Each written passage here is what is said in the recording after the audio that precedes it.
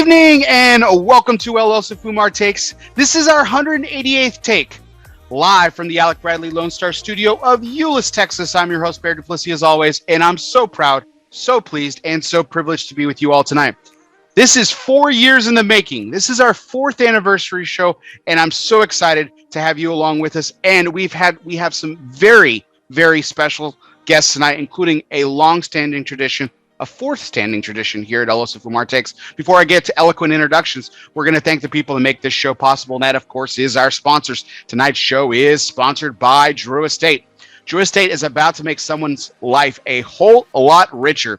Yes, during its latest Freestyle live show, the company's Facebook Live page, Drew Estate announced that it will hold a Bitcoin sweepstakes, yes, with numerous incredible prizes for upcoming Freestyle live events, including a grand prize of 1 full Bitcoin for a lucky fan to be announced on the February 17th edition of Freestyle Live. Entry into the unheralded Drew Estate Bitcoin sweepstakes is simple. During each of the company's 3 upcoming Freestyle Live events, one just took place last month. We got one here coming up on November 11th, here in just a couple of days. So mark your calendars, November 11th, and one more on January 20th. You definitely want to tune in because the company will randomly select the names of 5 people who attend the online show. 5 people from each show that comment during specific times to each broadcast as a potential winner of an assortment of fantastic prizes and swag. It's going to be a fantastic event, including, if I haven't said it enough times, I'm going to say it one more time, a full Bitcoin. The grand prize is a Bitcoin from Drew Estate. So the Drew Estate's going to make someone a whole lot richer. So stay tuned for details on that. Later this week on November 11th and again on January 20th. You don't want to miss these events because you could win a full Bitcoin from Drew Estate. So without further ado, tonight's guests are sponsored by United Cigars. Smoke once a day. Start living united. Misters Tim Wong, Brian Mottola, and Dave Hayden. Gentlemen, how are we doing tonight? Fantastic. Absolutely great. Thanks for having us. Absolutely. I'm just happy, Bear, that we've made it to a 4th anniversary. So, it means we're still living right. And, hopefully we'll be able to do it again for a few more years after this. I am so stoked. As everyone knows, this has become a tradition here on ELOSOFUMARTAKES. We, for the people who were there at the very beginning, I made it my way to Lozoapalooza, and Tim Wong graciously agreed to be my first guest on my very first take there at Lozoapalooza 4 years ago. And he was nervous too. I was. I don't get nervous about much. I really haven't been really nervous too many times for this show. In particular, there's been some guests that I've been nervous with, but yeah, it was the first time jitters, I guess. I didn't know what I wanted to do. I just knew that I wanted to have a conversation, and I'm excited tonight because I get to have a conversation with 3 fantastic gentlemen.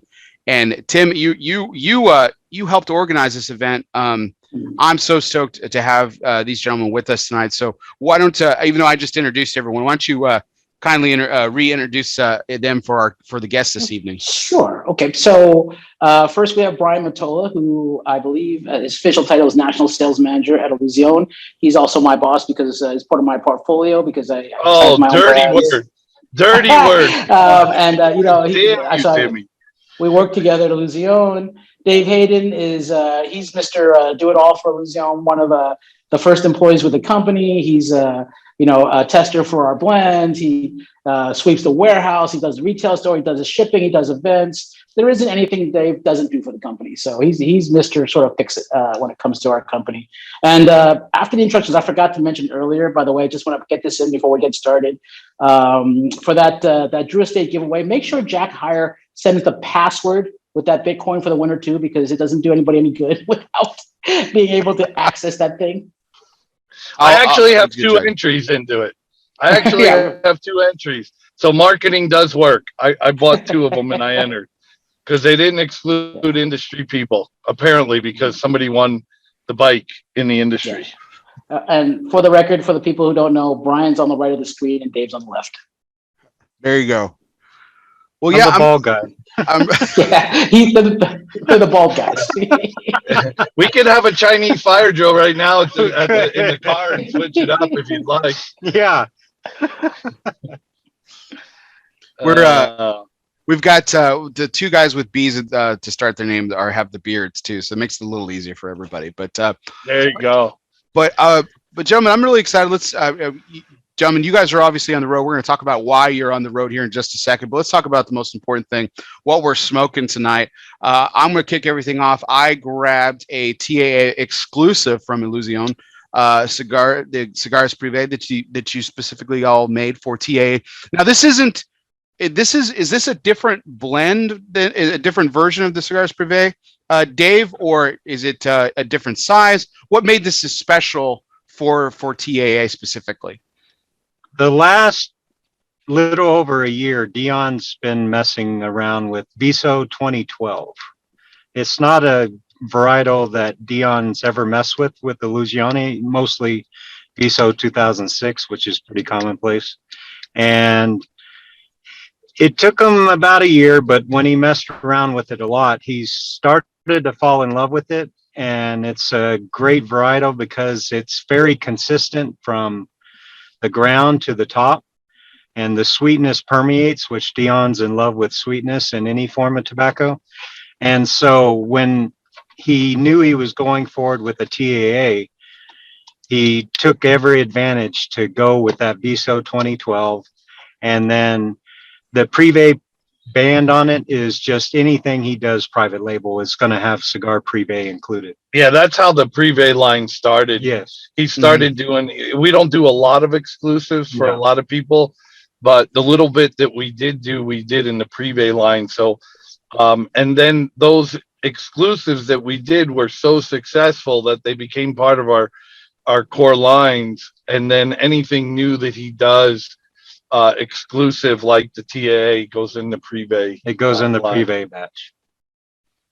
And just so you guys know, this is Illusione's first flight with the TAA exclusive as well. This is our first year as part of the organization, so you know they wanted to make a big splash. So Dion put, if you haven't spoken to yet, he put a really great cigar together. So find your local TAA shop and get a hold of one before they're gone because they're absolutely fantastic. Yeah. He did. We just got back. I just got back from the Dominican, and that was the buzz of the trade show down there was the TA exclusive. Everybody was like, holy smokes. Dion made a great cigar. And I'm like, you're all acting surprised? Dion makes great cigars. That's what he does. That's exactly what he does. Otherwise, we'll fire him. Otherwise, he's of no use to the company. Is that what you're trying to say?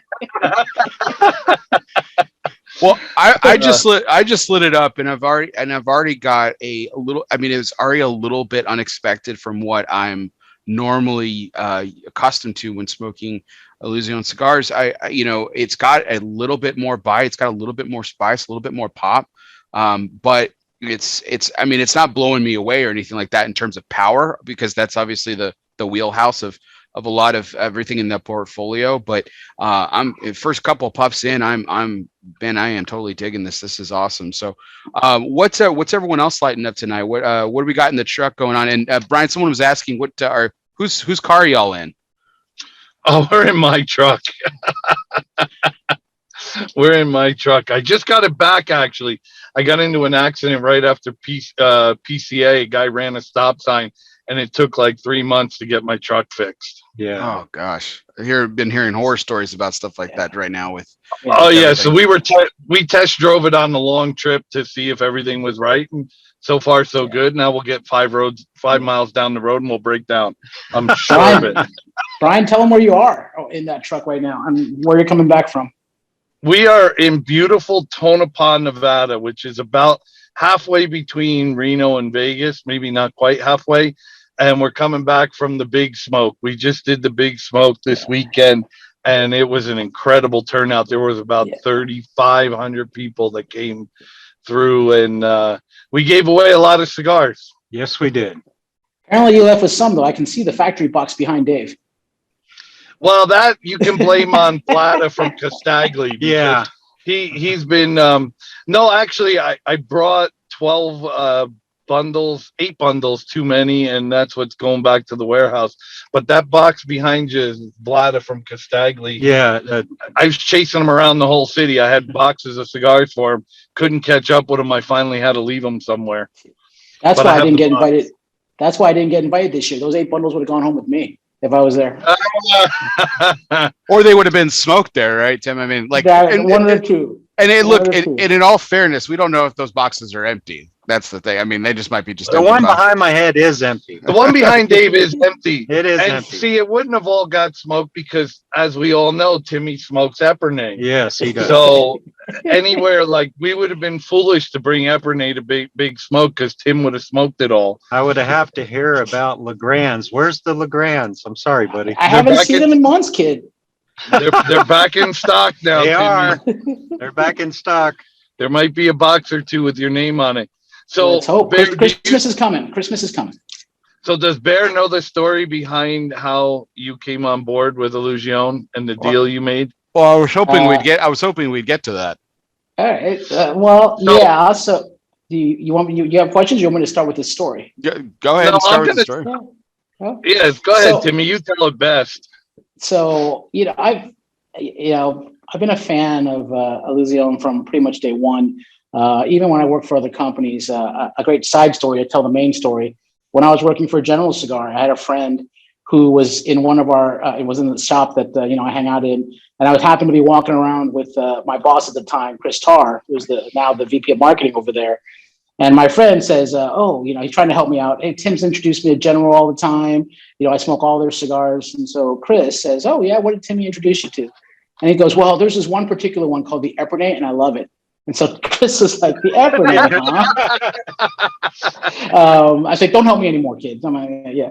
But, when Dion was looking to make a change, we had conversations. And as we got closer to closing the deal, I just had to warn Dion, you realize that I smoke more cigars than your average sales rep. And he was like, in text, he said, and I still have the text to this day, it says, you can smoke all of the Illusione you want. I'm like, you're screwed now. I got it in writing. So forget what you paid me. I get it in cigars. So. And Timmy really does still have that text. He really does. Sure he does. He's got to pull it. He's got to pull it out from time to time, I'm sure. I think he has a copy of it somewhere too. I think he made a backup. Backup. It's in a safe. I don't need it for Dion. I need it for Dave, because Dave is the guy that sends me stuff. I'm like, hey, Dave, come on. Yeah. All right. Well, so talk a little bit about Big Smoke there, guys. I mean, what I saw we've seen fantastic pictures over social media. Looked like it was packed. So a lot of fans there to smoke great cigars and everything. Like, what was the turnout like from both, I guess, from company standpoint and also from consumer standpoint? Well, one of the things I noticed about Big Smoke is there was a lot of people saying that it was their first Big Smoke, which is a real good sign for the cigar industry, right? The rumor has it we added some new smokers over last year, and that was very apparent with the turnout at Big Smoke. I had a lot of people come up and say, this is my first one. This is, incredible. We're enjoying it. It's our, we'll be back. So that's huge for the industry. And the same new guys to the industry, to the cigar smoking side of things. And the Big Smoke was very intuitive to tobacco, very, very questionable about the blending. Their knowledge is extraordinary, and that has to do with shows just like you have, Bear, and everything else. And a lot of new people to cigars. I had a couple of people come up to me and say, hey, I'm really new to cigars. What can you tell me? And I love new smokers, especially with Illusione, because I tell them this is a great brand to start with. And I always direct them towards Epernay or Fum d'Amour to get a baseline for whether they like, mild, medium, or full. And if it doesn't quite tickle their fancy, then they can move up to original documents or garages or ultra. So it's a fantastic thing for the industry to have new smokers and new people coming to events. That's really encouraging to hear. I'm super excited that like there were so many new smokers, because that was something that that's actually funny you said that, because I mean a lot of people are saying that they've been smoking more over the last 18 months. but I was really worried about, were we able to, as an industry collectively, were we able to generate more new smokers, because, or introduce more people to it? And because the social aspect, which is what we all probably came into this industry because of, the social interaction and everything, it was gone. It was gone. The cigar, cigar clubs and lounges, they were, I mean, closed up. I mean, online was thriving, as we all know, but I mean, other than that, the social aspect was all but gone, and for the better part of 12 months. So that's really great to hear. What, Brian, you mentioned like you love new smokers and everything. What, especially like you said, representing the brand that you all do. Dave, what do you and Brian like? What do you guys both like about new smokers? What, in particular, is it because it's just a blank canvas and you get to really fill their heads with knowledge, or do you learn from them as well? Well, early on, retail side of things, whenever you would have a new smoker, their knowledge base was totally a blank canvas. And with the cigar boom, the social media side of things, the knowledge that they could gather online, it's quite interesting. And it's the geeky side of things is more universal now. It's the person doesn't have to work as hard to find the knowledge. And that's what I love about it, is whenever you say Carrillo Corojo, they actually know what you're talking about. You don't have to break it down to a simpler form. And I just love everything about them seeking out knowledge genuinely, and then slowing down, tasting the product, trying to get, and then their documentation, the notes they take on their phone, everything about it is very interesting, and it's going the right direction for sure. I tell new smokers all the time, the best advice I can give you is don't listen to anybody. Yes. Don't listen to anybody. Find, because cigar smoking is a journey, right? It is. It's an experience. We don't sell cigars, we sell an experience. And I tell the new people to cigars all the time, don't listen to your friends. Just find your own way, create your own journey, find what you like, find why you like it, and then continue to grow from there. And don't get hung up on one brand, because we're not like the cigarette industry where people smoke Camels or they only smoke Winston or Marlboro. You find some things you like and then build around that. And all we ask as a manufacturer is that you come back to us once in a while, visit us in your journey. Think about taking a trip somewhere and just stop in the port of Illusione once in a while. That's all we ask, but visit things around it that'll enhance your journey. Yeah, to form your palate, you got to experience everything you can. I will say this, Brian especially loves new smokers that are cute and female. Usually I get the elbow in the wrist. I got this one. I got this one, 10 yeah. Well, and to that point, to that point, we're seeing a lot more women and a lot more couples visiting brick and mortar shops together, which is also great, because you think about a guy who's married, he'd say, okay, I'm going to run down to the cigar shop, and the wife's sitting there tapping her foot like, when's he coming back? And he's got to leave. Now they come together as a couple. So I have a saying that a couple that smokes together stays together, and they're experiencing creating their own journey together, which is awesome. I like the single female smokers. Yeah, I'm not going to lie. I've seen the pictures. I know. So, but two points there. Really quick. I think we've seen actually a huge influx of women really coming into the industry, or like making their presence known more, especially more with the last year and a half. With everything, we've been forced to go to this more digital socialization and everything. And there's a lot, the social influencer obviously is dominated by females mostly, but it's been great to see that the cigar industry is also getting represented, just like other industries, beer and wine and things like that, and it's been pretty big in that regard. So but the thing is that this isn't something that's new, but it is seeming women have been a part of this industry and are a huge part of this industry and have been for years. So it's really nice to see them come to the forefront and become this focus of that they're here to enjoy cigars too. This isn't just a guy thing. It never was in the beginning, but it really isn't anymore, and it's become great. To your other point, Brian, about couples, a shout out from two of my biggest fans. They're in the chat. Apparently, they're having a viewing party in their garage. Heather and Sean Miles have been together for years, and they're sitting watching to us tonight. So shout out to them. And we don't know who they are. Who are well, they said they told me to say hi to you guys. So now nor have we ever been in that garage. Hi, Heather. Hi, Sean. What's going on, guys? How are you? Tell Sean the next time I'm up there, I want to dig into his stash. I need some M7s and some we made 55 boxes of 88. Dion's first trip to Nicaragua to tropical tobacco back then. He made 55 boxes of 88s, and Sean Miles has one in his private stash. Oh, unopened. Wow. Oh, wow. Unopened.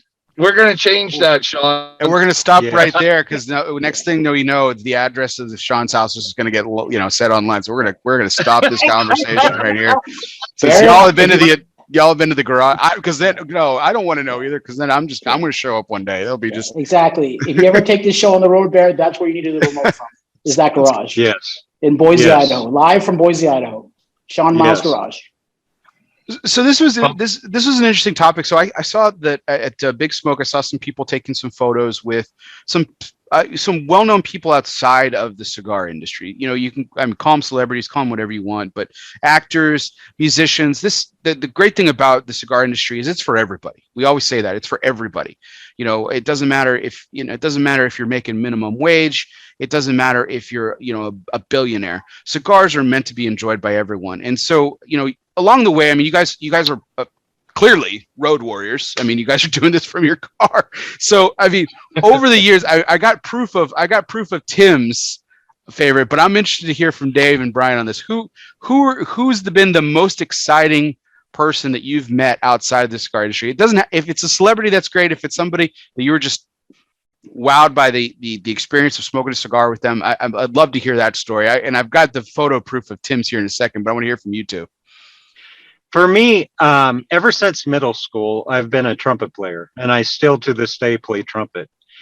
And even though he has ties to the cigar industry, the trade show 2019, I happened to see Arturo Sandoval walking by the booth. And for a trumpet player, he's on your top 5 list of all time.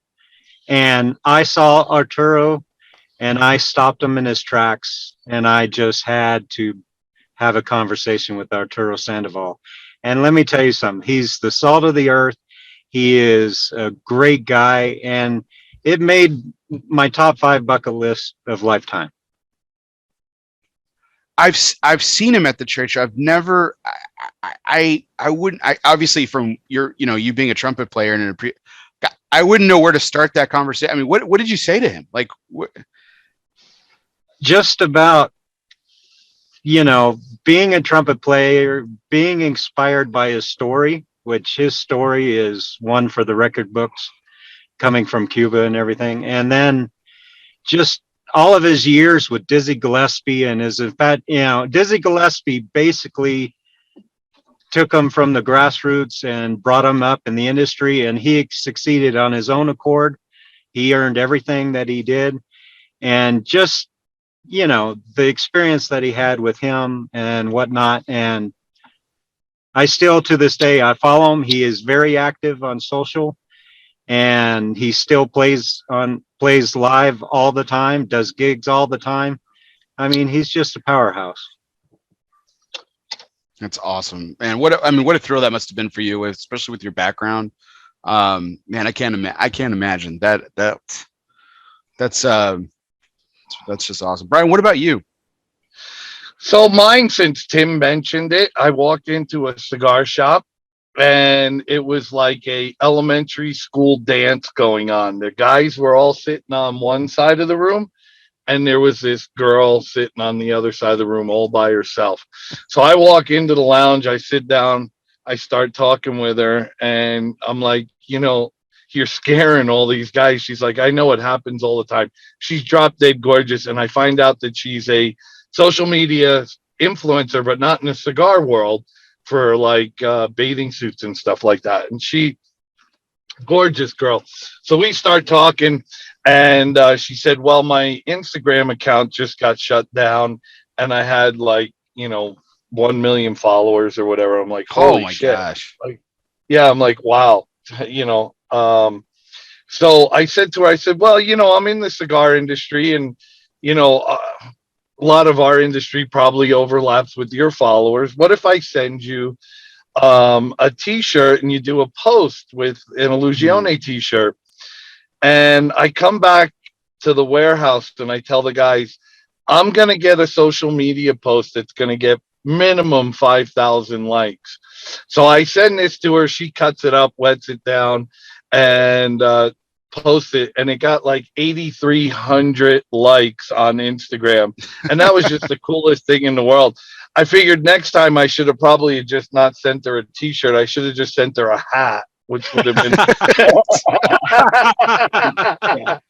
And maybe a cigar too. Just I did send her some cigars. Her husband was a cigar smoker, and She did a post with them, Jace. I did send her a hat as well, and she took a picture shooting a gun with a one-off hat on that was just amazing. That just went off the chart. So it was really cool to see how, like, I had really no idea what an influencer was, and she had to explain it to me. And I'm like, damn, you get paid to do this? She's like, yeah. I'm like, holy smokes, good for you. And yeah, that was kind of cool though, the way it worked. But it was really funny walking into the shop and just seeing all these guys like huddled on the other side of the room. And there she was all by herself. She was just in a pair of jeans and a t-shirt, but you could tell she just, was a knockout, and I'll talk to anybody. So at least give her a plug, B. You didn't mention who she is.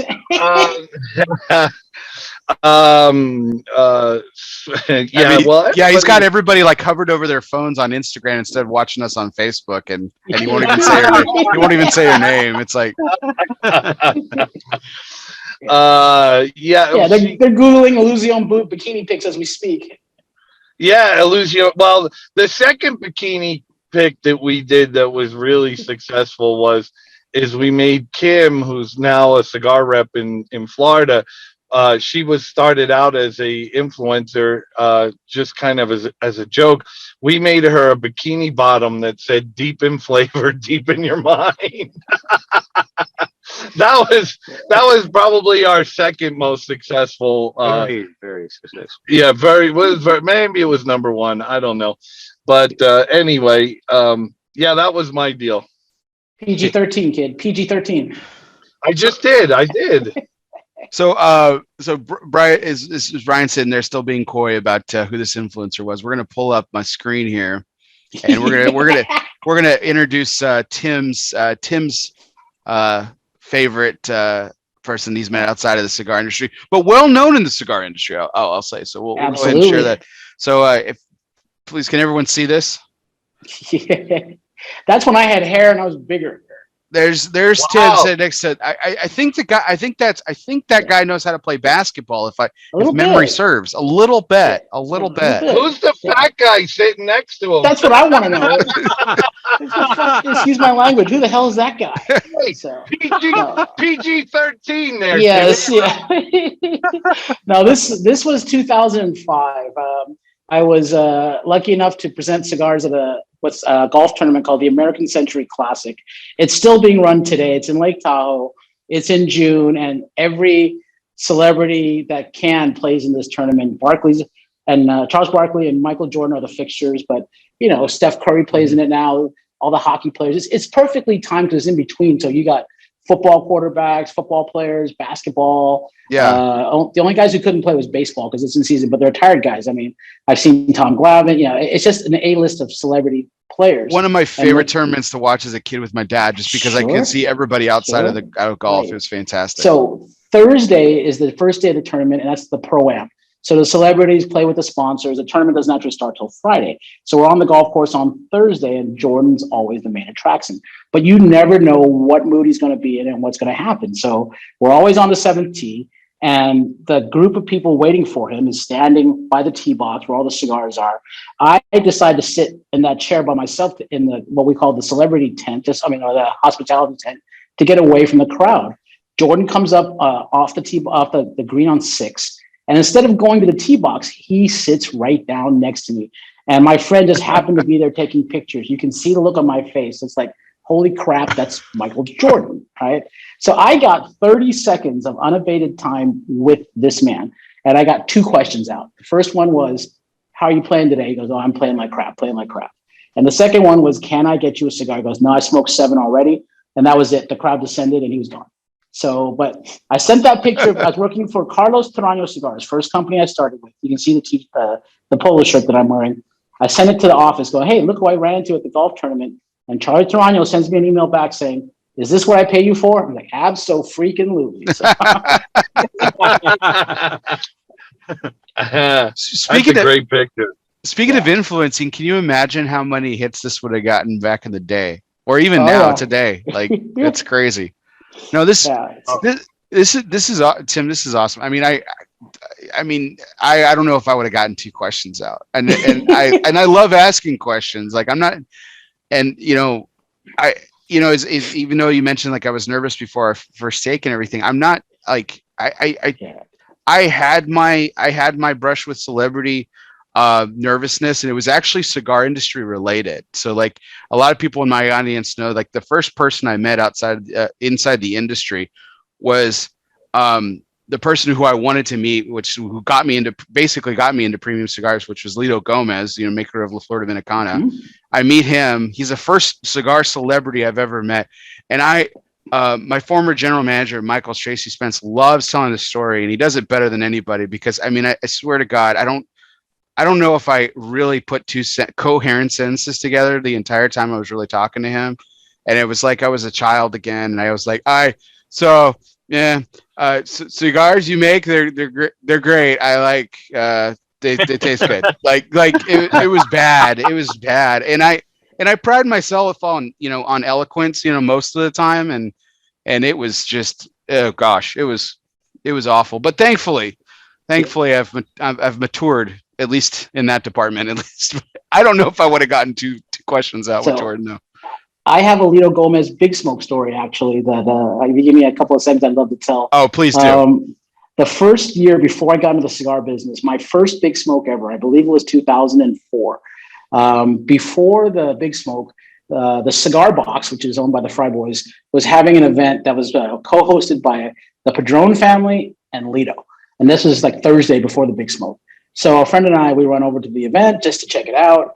And we're talking to Lito, and that was the year he introduced the chisel, right? So he's showing us how to cut that thing. How he likes to punch it on the top and like smoke it like a woodwind. And he's telling the story about how this blend came to be. And he's like, I'm trying to make, double a Hero super strong cigar. And some of the test blends, we're in the Dominican. I'm driving back from the factory to the fields and vice versa. And I'm smoking them in the truck.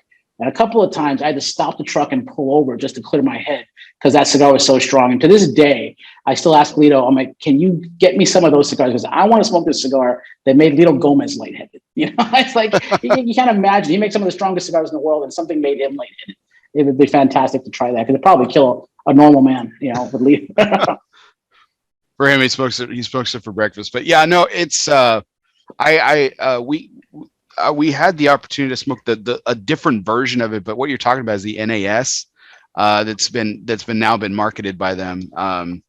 And that cigar was incredibly strong. The first version of it before it got labeled and they started making it for the market, because they had to temper it down. I mean, the original was just too strong. I mean, like it was incredible, but it was so good. So good. Before we move off Big Smoke, I have a question for Brian and Dave. So did Rocky still hold the championship belt for the longest line, or did somebody finally beat him this year? Rocky. Still Rocky? Yeah. Rocky's still Rocky. Absolutely. It's like, I don't get it though, because he saw the same number of people we did without a line. I mean, there were a few people there going, I'm not standing on that line. So that line was crazy. It was big. Yeah. It was big. it just tells you guys aren't quite there yet. People want to stop and talk to Rocky. They just want your cigar. So. Very much so. Is Brian and Dave don't care as long as they're smoking Illusione while they do. This is true. Well, that brings us into tonight's major point, which is always brought to you by the gentlemen at Protocol Cigars. Power of the P. Tonight's major point is brought to you by the people. Cigar people, the people who know everything about a lifetime of service. Protocol Cigars is more than just pool parties and good times. Well, maybe it is. But behind that fun, behind that is the motivation for service, a motivation for giving back. From the original Protocol Blue to the latest release in the Lawman series, Bass Reeves, Protocol has always been about honor, passion, and yes, the people. It's what their life's work has been and always will be about. Power of the P, Protocol Cigars. So, gentlemen, let's talk. We've been already kind of teasing a little bit about Illusione Cigars. Let's talk a little bit more about the story. So, Dave, you've been there since the beginning, like Tim was saying in his introduction.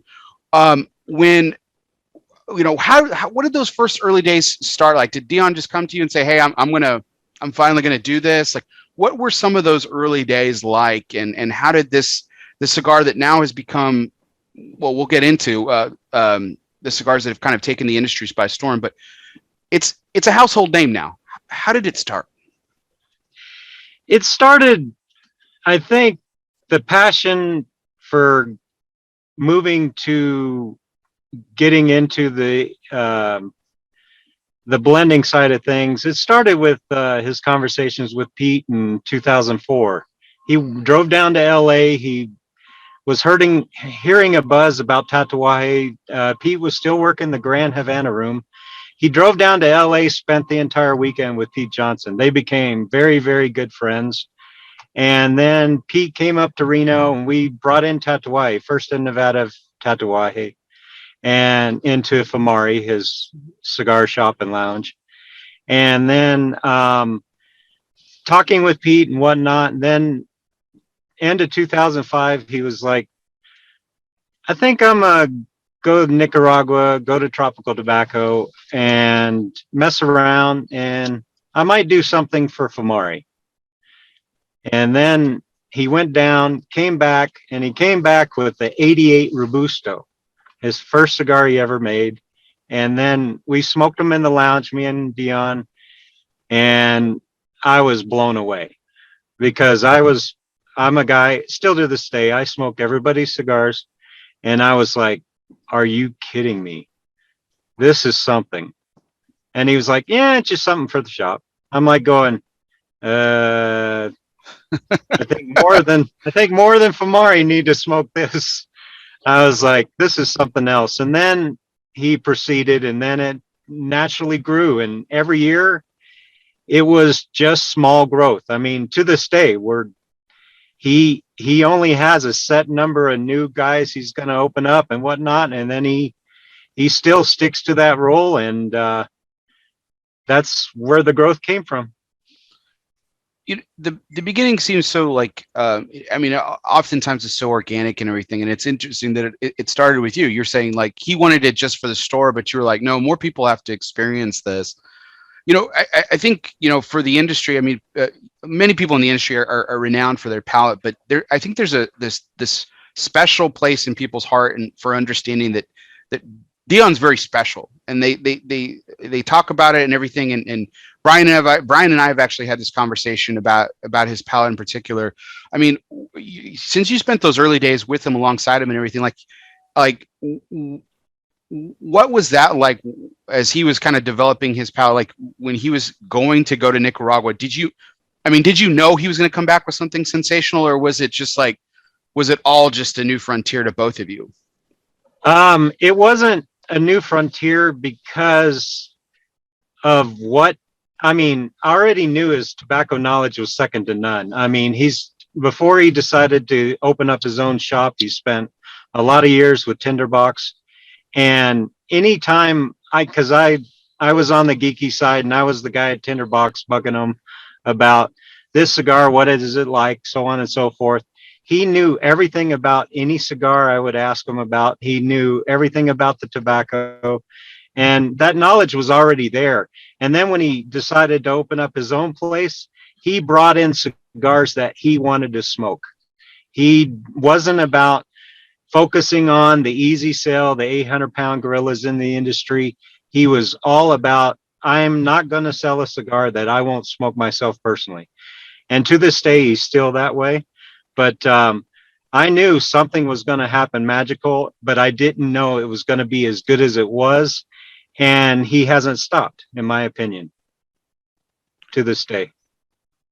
So if I could digress off that point real quick here, Dave. So this is interesting. So he doesn't run with anything that he doesn't smoke, and we talked a little bit at the top of the show about the blank canvas that is the new smoker. So if the new smoker's coming in asking for a popular cigar that Dion doesn't like, and so he doesn't carry, like where did that conversation lead to for both of you usually with that new smoker? When I worked the retail store, if it was something that we didn't carry currently, if they were truly seeking out that product, we had Tinderbox in Reno, and I knew they would carry it, and I would tell them, absolutely. I mean, this is a family. Even though separate stores and whatnot, it's still a family. And I would say, hey man, go down here, they'll have what you need. But if they were really intuitive and they didn't want to go anywhere else, I would say, hey, I truly understand what you're looking for, and I have some suggestions. You could pick out what you like and then go from there. And 99.9% of the time, people would actually try whatever I would suggest, and they would, yay or nay, like it or love it, or go back to whatever they're used to, which, there's a butt for every seat in the industry. And that's the way we would pivot on that end of when I worked the retail store. And it worked out just fine. I mean, the great thing about being an owner of your own place is you get to make your own rules. That's awesome. So what did that, you sat down with him, you said that more people should enjoy this cigar too. Like what was his initial reaction to that declaration by you? Was he like, hell yes, like let's see what we can do here? Or no, it was already in his mindset. I mean, his second, third, fourth trip, which was very close to each other, he came back with his 7 different SKUs in the 88 format, which he blended specifically each size separately. And then it was already in it was nothing I said changed anything, the way the company went from there. It was already in his head. I was just, the mockingbird over his shoulder. To that point too, I've had many conversations with Young, because I used to be his rep for other brands, and I would sit in that store forever. And he actually knew. I mean, his thing was always, look, I know how good my cigars are. You're going to smoke one now. You're going to smoke whatever you're going to go smoke in between, but you're going to come back and you're going to smoke another one later, because that's what you're going to want. And that's how he designed his cigars for you. It's something that, you want to smoke, whether it's morning, noon, or night, and you want to start with it, you want to end with it. Doesn't matter what time of the day. He's like, you're going to want this cigar. And it's just going to be part of what you're smoking. It just creeps into rotations very easily.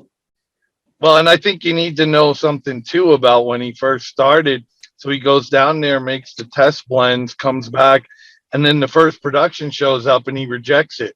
And he rejects the entire production. Yes. Like, this isn't how I design these cigars.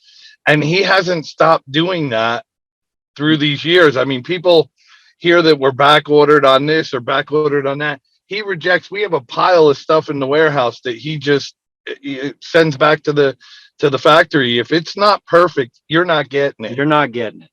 And for a brand new company, the first shipment came in, he went down, did the trade show, had around 100 accounts, and the first shipment to nobody in the industry knew who he was.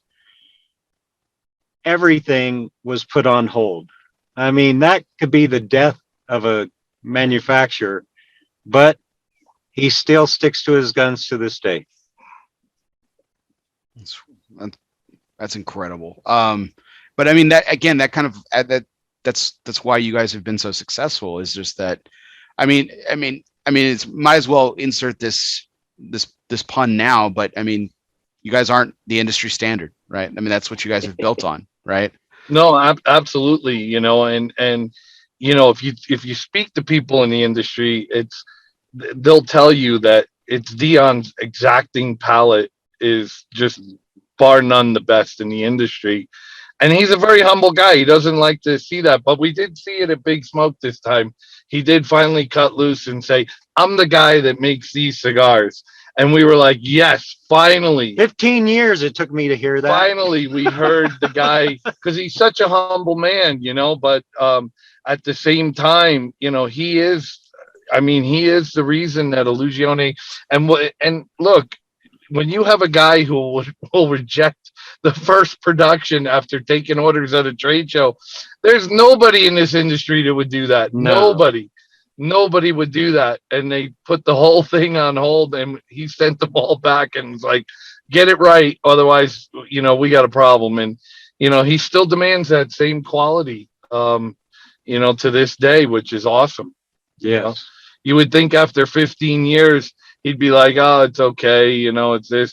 But no, it has to be perfect. Otherwise, it doesn't get smoked by anybody except for us. We get to smoke a lot of cigars when they come in, especially Dave.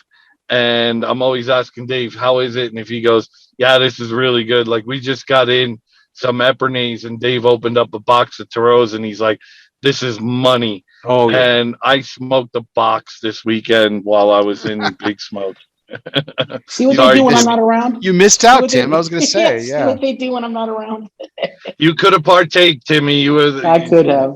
I think there's one left in the box for you. It's gone. Thanks. So, Dave, I mean, you and Tim have probably known Dion the longest here, but from your perspective, I mean, this industry is full of personalities, right? I mean, it's big, Yes. bold personalities, and Dion, like you said, is just that's just not him. You know, he's very unassuming, very humbling. But I mean, as we've talked about, I mean, his expertise is second to none, as Brian was saying. But I mean, you know, seeing all from the retail perspective, Dave, you saw it. You know, I mean, was that ever a concern for you that maybe the brand wouldn't be able to blow up because it didn't have this personality behind it, or the cigars were that good that you knew they were always going to stand on their own and it was always going to be successful? When it all comes down to it, the brass tacks is your personal smoking experience.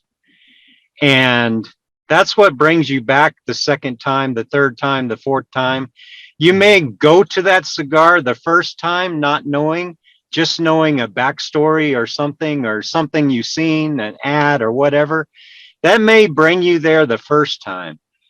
But if the meat is not in the fixins, Yeah, if the meat's not in the pudding. Meat's not in the pudding. He's from Kentucky. Yeah, well, of course. You know, if that fried chicken didn't taste right, you don't go back for seconds. And that's the whole key to it all. It may have been a little bit more struggle to get that first shot, that first consumer to try it without knowing anything about it. But after that job is done, everything else works itself out. Barry, let me put it to you this way. Dion is cigar first. He wants to lead with his cigar, not with his personality. Especially now, that's such a rare situation because social media and everything has allowed, you know, it's a personality. We're a cult of personality. People will smoke because they like the people that they're following. They like the personalities. Dion's the exact opposite. Smoke my cigars. Don't worry about me. I mean, Brian knows this, you know, us working together. We try and get Dion to do events all the time. And this is not his thing. He doesn't want to do an event. He doesn't want to be there. I mean, people ask me all the time, can we get Dion to come? And, you know, most other companies, it's like, sure, you know, but with Illusione, no, it's hard. I mean, we did 2 events with him in 2019 before the pandemic, and they were fantastic events, off the charts events. And we went back to him and said, look, this is what's successful. We should do this more. He goes, no. I'm done with this. Yeah, it's about the cigar for him. And that's actually kind of refreshing because, you know, sometimes we forget it is about the cigar and not necessarily about the personalities. He doesn't even do events in his own store. He's not. That's what you should lead with when people ask for it. Yeah, he does not do events for other, and that was before he was in the industry. He's not an event guy. It's just he's never been that way. And it was no diss between any other manufacturer in the world. He loves every other manufacturer, but he's just not an event guy. Yeah. Bear, I'll tell you a story about PCA this year about how much of his reputation and how much people respect him. We all know Hector Alfonso, who's the master blender at Espinosa, right? This year, Hector was really, really excited because he had 5 new blends on the marketplace, right? And so we had more new cigars than most companies. Dion came over to him during the show and he was smoking the new Say Provincia de Las Villas. And he went, and Hector, if you guys don't know Hector, he's lovingly known as Mr. Warmth. He might be the crabbiest guy in the cigar business. You come to him at a trade show and he's just like, what do you want? Yeah, he doesn't want to talk to anybody. Right? Dion comes over and says that Say Provincia is the best new cigar he smoked at the show. So I've never seen Hector smile like that. He was like a little girl that, the boy band, she just saw her favorite boy band. Dion said he loved my cigar. The worst part for Hector, though, was when Dion started telling everybody and people started coming over, Hector, I got to try this cigar. And then he just went back to Mr. Warmth after that. Get away from me. I ain't got any more samples. It's like they were throwing him off his high and, that just made him extra crabby. Just let me enjoy the compliment that I got. Enjoy the movie. Order. That's what they said. Just put it in order. Just put it in order. Yeah, that's exactly. You'll be able to try it. Well, okay. So again, as the brand begins to build and everything, and you guys bring on, I mean, do you guys have anyone in house, or is it all brokers like Tim, or all brokers? Okay. Yeah, it's all brokers. Mm-hmm. So, and we have the best broker team that you can put together. They're amazing guys, and I tell the guys all the time in the warehouse that they're our number one asset are the brokers. I'm a broker first guy. I love working with them, and they're really an important part of what we do. Absolutely. So when was the decision to bring Brian on, Dave? When did that occur? I know, Brian, is this your 3rd or 4th year with Illusione? I think I'm in my 4th year with Illusione. So, let me start this to answer this question. Brian and I would sit in that store, and he was just working for another company, and I was just Dion's rep, and we'd sit in that store and smoke and talk all day long. That's how our relationship started. And when you were mentioning how this company is organic, I mean, pretty much everybody who's worked for this company has a history with that company, whether they were working for them or not beforehand. Because I was a big fan, and I would buy my stuff over there. Dion, that was what made Dion happy too, is all the time when reps showed up at the store, they would sit there and talk and they would buy his cigars. We'd be here pushing stuff and we'd spend our commissions long before we actually got out of that store.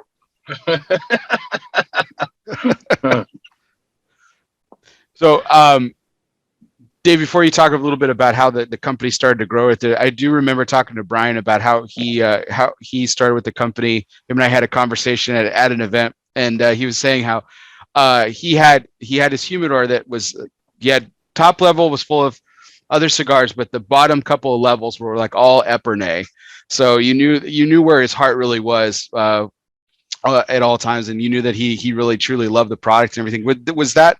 I mean, seeing him there in the store and knowing how what a terrific worker that Brian is that what kind of motivated you guys to bring him on board? Yeah, Brian. First time I met Brian goes, the first cigar he truly enjoyed and truly liked was Epernay. Was an Epernay in 2009. Yeah, in 2009. And I mean, him and Dion hit it off, and Brian's knowledge of multiple business industries is second to none. And therefore, I mean, him and Brian continued conversations. And then when I heard Brian was jumping on board, I was like, okay, we're ready to grow. It's gonna, buckle your seatbelts. So it's funny because a buddy of mine came back from New York in 2009 and handed me an Epernay, and said, "Hey, you really need to smoke this." And I smoked it, and then I'm not the brightest guy in the room, so from that point forward, I was trying to find Illusione, and trying to find it in 2009 was like trying to find an Easter egg that your mom didn't put out, right? So I searched and searched. I didn't. Finally, I thought, well, maybe I'd ask my buddy where he got it. He's like, I got it up in New York, and I flew up to New York and got some. I went in the store and I just said to the guy, "You got Epernay?" He's like, "Yeah, it's right there." I said, "I'll take it." He said, "How much of it?" I said, "All of it." And the guy was like, "Really?" I'm like, "Yeah, I want it all." So I flew back with a suitcase full of Epernay, and I had smoked Epernay from day one, which was, a phenomenal, phenomenal cigar, and still is today. And getting back to the 88, which Dave touched on, the 88 is the first cigar Dion ever made. And I met a guy out traveling, and he said, the 88 is my favorite cigar. That blend hasn't changed since day one. And I looked at the guy and I said, you know what? You're absolutely wrong, because that blend has changed, but only to change it back to what it originally was. And the guy kind of looked at me really confused. And I'm like, look, we're dealing with, product that is dictated by Mother Nature. You constantly have to tweak it. And that's the thing that Dion has been amazing at doing, is constantly tweaking his blends to back to where they were originally intended to. They didn't just go off where Mother Nature took them. He'll find some replacement tobacco or something to get it back to the original intention of what it was.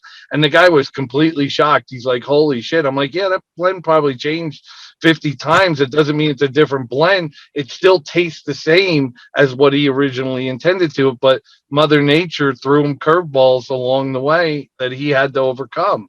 You get a rainy season, you get a dry season, you get a cloudy season. Tobacco changes. And so if you're not willing to put the work in to keep your blends where they need to be, you're going to have cigars that you go 10 years ago, they were really good, and now they're not. And that's because somebody took the Ronco approach and said it and forgot it and didn't go back and retest it and the majority of Dion's time in the factory is spent smoking components of the cigars. Yes, validating components. Yeah, that's where he spends most of his time. And when he gets to a point where, like, okay, this isn't going to work for me, now he has to go out and find what will work for him to get it to the original intent of the blend. I know people get really scared when they think the blend changed, the cigar changed. No, he changed it back to where it originally was supposed to be. And that's why you can smoke the 88 for the last 15 years and it'll be the same. It's not by accident that it happened. It's because a man paid attention to it for 15 years, and he does it more than once a year. He goes down there about every 6 weeks and smokes components. And, Mother Nature's constantly changing the raw materials so that he has to find it back. And that's where his palate comes in, because he's able to steer it back into where this is what I want an 88 to taste like. Absolutely. So Tim, I'll bring you into this on this conversation. We joked about it, and it's well known how many cigars you smoke and everything, but you've smoked a lot of cigars over the years and for a lot of good companies, and you're a representative for a lot of amazing blenders, including Dean. Thanks, Bear. To talk about this consistency and everything, like, is that your experience too? I mean, have you seen anyone that's had this kind of consistency? I mean, I've been blessed to work for a lot of companies. The list is AJ Fernandez, Espinosa. Now I do Black Label, Cavalier, Illusione.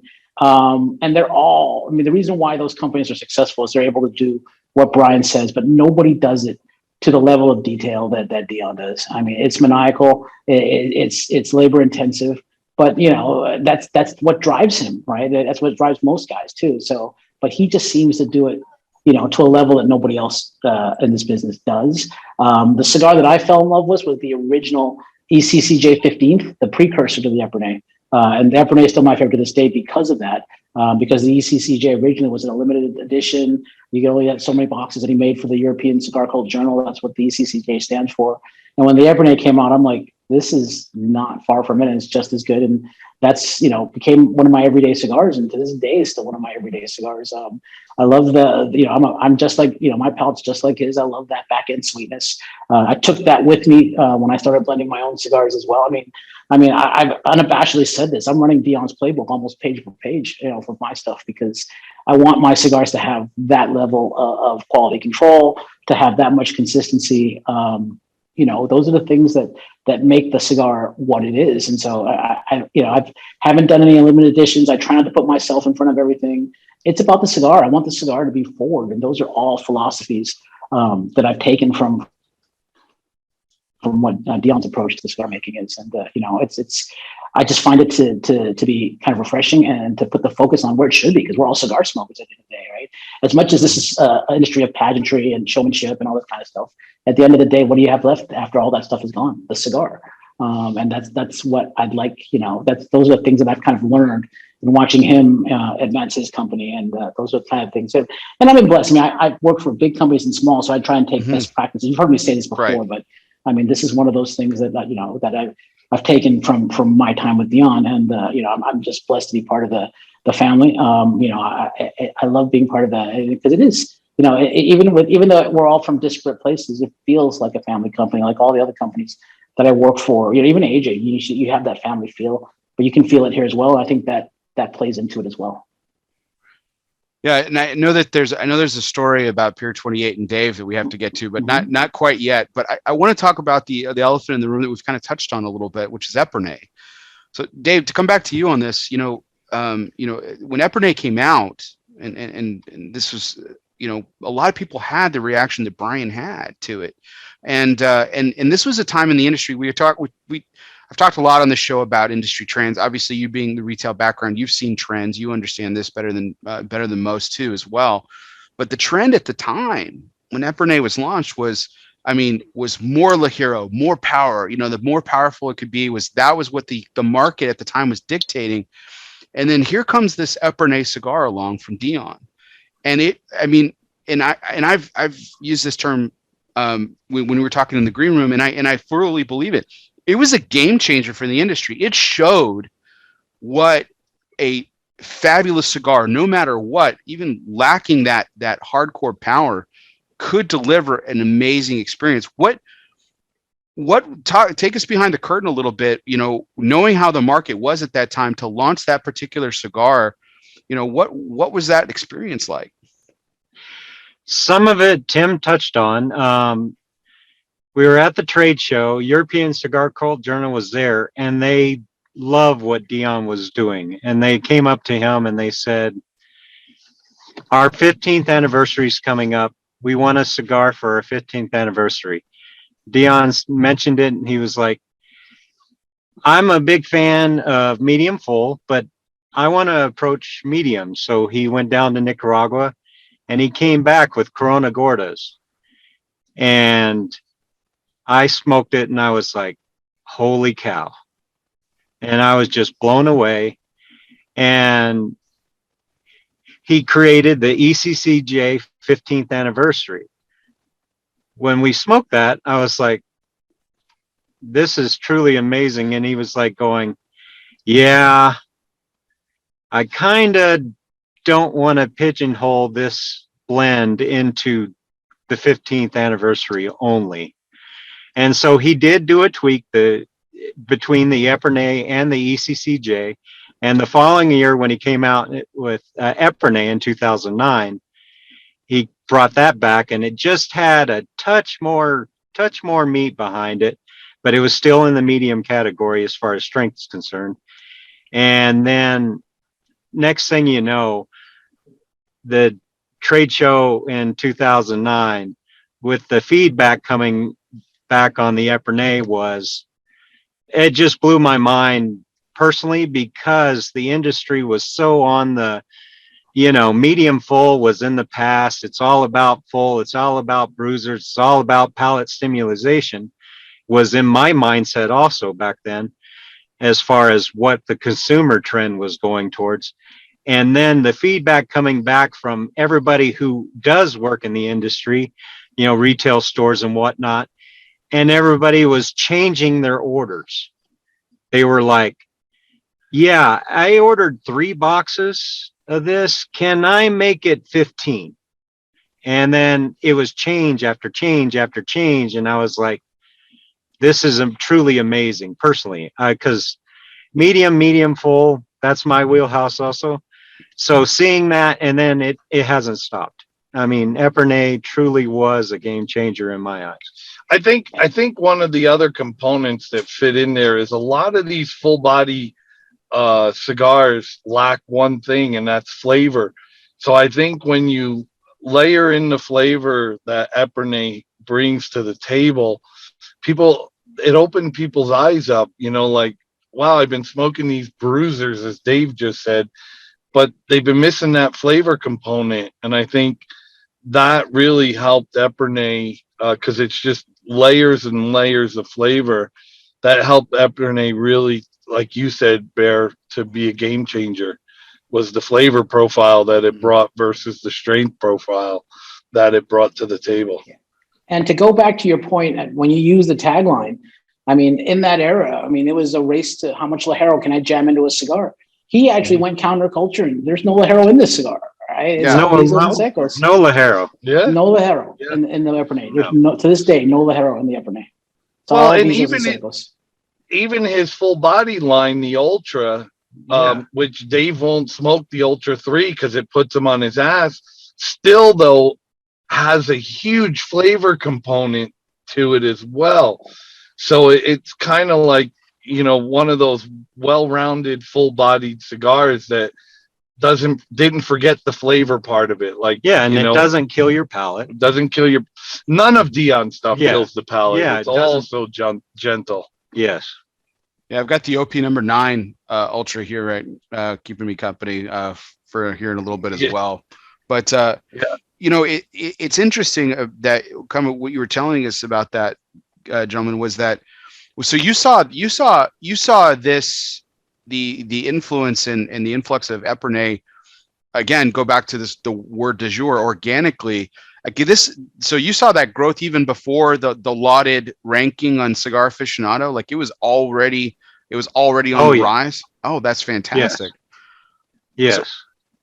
So what did the ranking do? That's was my next question. I mean, that's one of the most incredible vertical reviews, that and the original documents. Yeah, the original documents, to a brand new company to come out and every SKU was 90 or greater, was truly amazing. Yeah, and then he did it again with Epernay. He did. Epernay, the vertical review on Epernay, everything was over 90. Yes. And then one of the things at the Big Smoke that we just came back from, which was really nice, because cigar ratings are cigar ratings, but these people were at a Cigar Aficionado event, so the people that didn't know Illusione, I told them, look, there's only one brand decorated better than Illusione. This company's had 2 top 3s, like 5 top 10s. And 65 of Dion's cigars rate 91 or higher. We don't even count the 90s anymore. I can't even tell you how many there are. That's just a testament in our view that what he set out to do really is what he's doing, right? It's just that third-party affirmation for us. And it was fun to share that with people that came up to the booth that were new and said, I never heard of Illusione, and I'm like, gotcha. It was pretty interesting. Also, the Friday night we were with a couple of manufacturers, and they came back and they was like, Dave, did you make everybody like their cigar at the booth? I go, we didn't make anybody like their cigar at the booth. We're just handing out cigars. He goes, yeah, we've had multiple guys, they come up to our booth and they're smoking the Privé. I was like going, oh, nice. I was like, that's pretty awesome. Well, we talked a lot about the consistency and the meticulousness of Dion's blending nature and everything like that. And I think that's kind of proof and stuff, because while you guys have had plenty of cigars ranked in the top 25 over the years, one of the mainstays, you think about the mainstays that you see in the list year after year. You think of like Oliva Milanio, you think of the My Father Le Bijou, and then right there, of course, at the top of that, and I don't have the numbers in front of me, but I'm willing to bet that Epernay has probably appeared in more top 25 lists, specifically that blend, than any other manufacturer's specific blend. Like, and I think the proof is right there. I mean, it just really has been fantastically consistent over the years, and it really is. I keep going back to this term, but it really was a game changer for the industry, and it, like you said, it was completely counterculture to what the market was at the time. I mean, it was really, really shocking, and it's still one of my favorite cigars to this day. I love the La Pastine, particular Mottola, the La Toro that you guys smoked a bunch of this week as well. Those are my two go-to sizes of the Epernay. I just love them. So, Bear, I've been doing something counterculture to the industry too. Everybody smokes milder cigars in the morning. Not me. I wake up in the morning and I start the day with an ultra, and then I work my way back to the mild stuff like Fum d'Amore and Epernay, because nobody wakes up in the morning and says, I'm going to pour myself the weakest cup of coffee. So why the hell should I have the weakest cigar in my humidor? And what allows me to do that is the way it interacts with your palate and how gentle it is. Still a full-bodied cigar, but so I smoke a lot of Epernay towards the end of the day, which is counterculture to what the industry preaches. And that's because most of the full-bodied stuff beats your palate to shit, No, that's a really interesting take. You're absolutely right. I mean, I want my strong cup of coffee in the morning. Why would I start with something that's not, more flavorful in the morning as well? So that's interesting. Absolutely. So has there ever, so you guys, again, with the history that you have with Dion and everything, and obviously, Dave, I asked you this question in the beginning where I said, were you surprised when he came back with this incredible cigar? And you weren't, of course, because you've been with him along the way. But does he ever surprise you? Does he ever come back with a cigar and say, and then it throws you off? Like, not necessarily, I'm not looking for like a negative take here. I'm looking like, does he continue to revolutionize, or is it just building upon that excellence that kind of started with the 88 years ago? I'm really truly never surprised, but the aspect of what COVID brought, and then the ability to him not to go to Nicaragua like he always likes to go.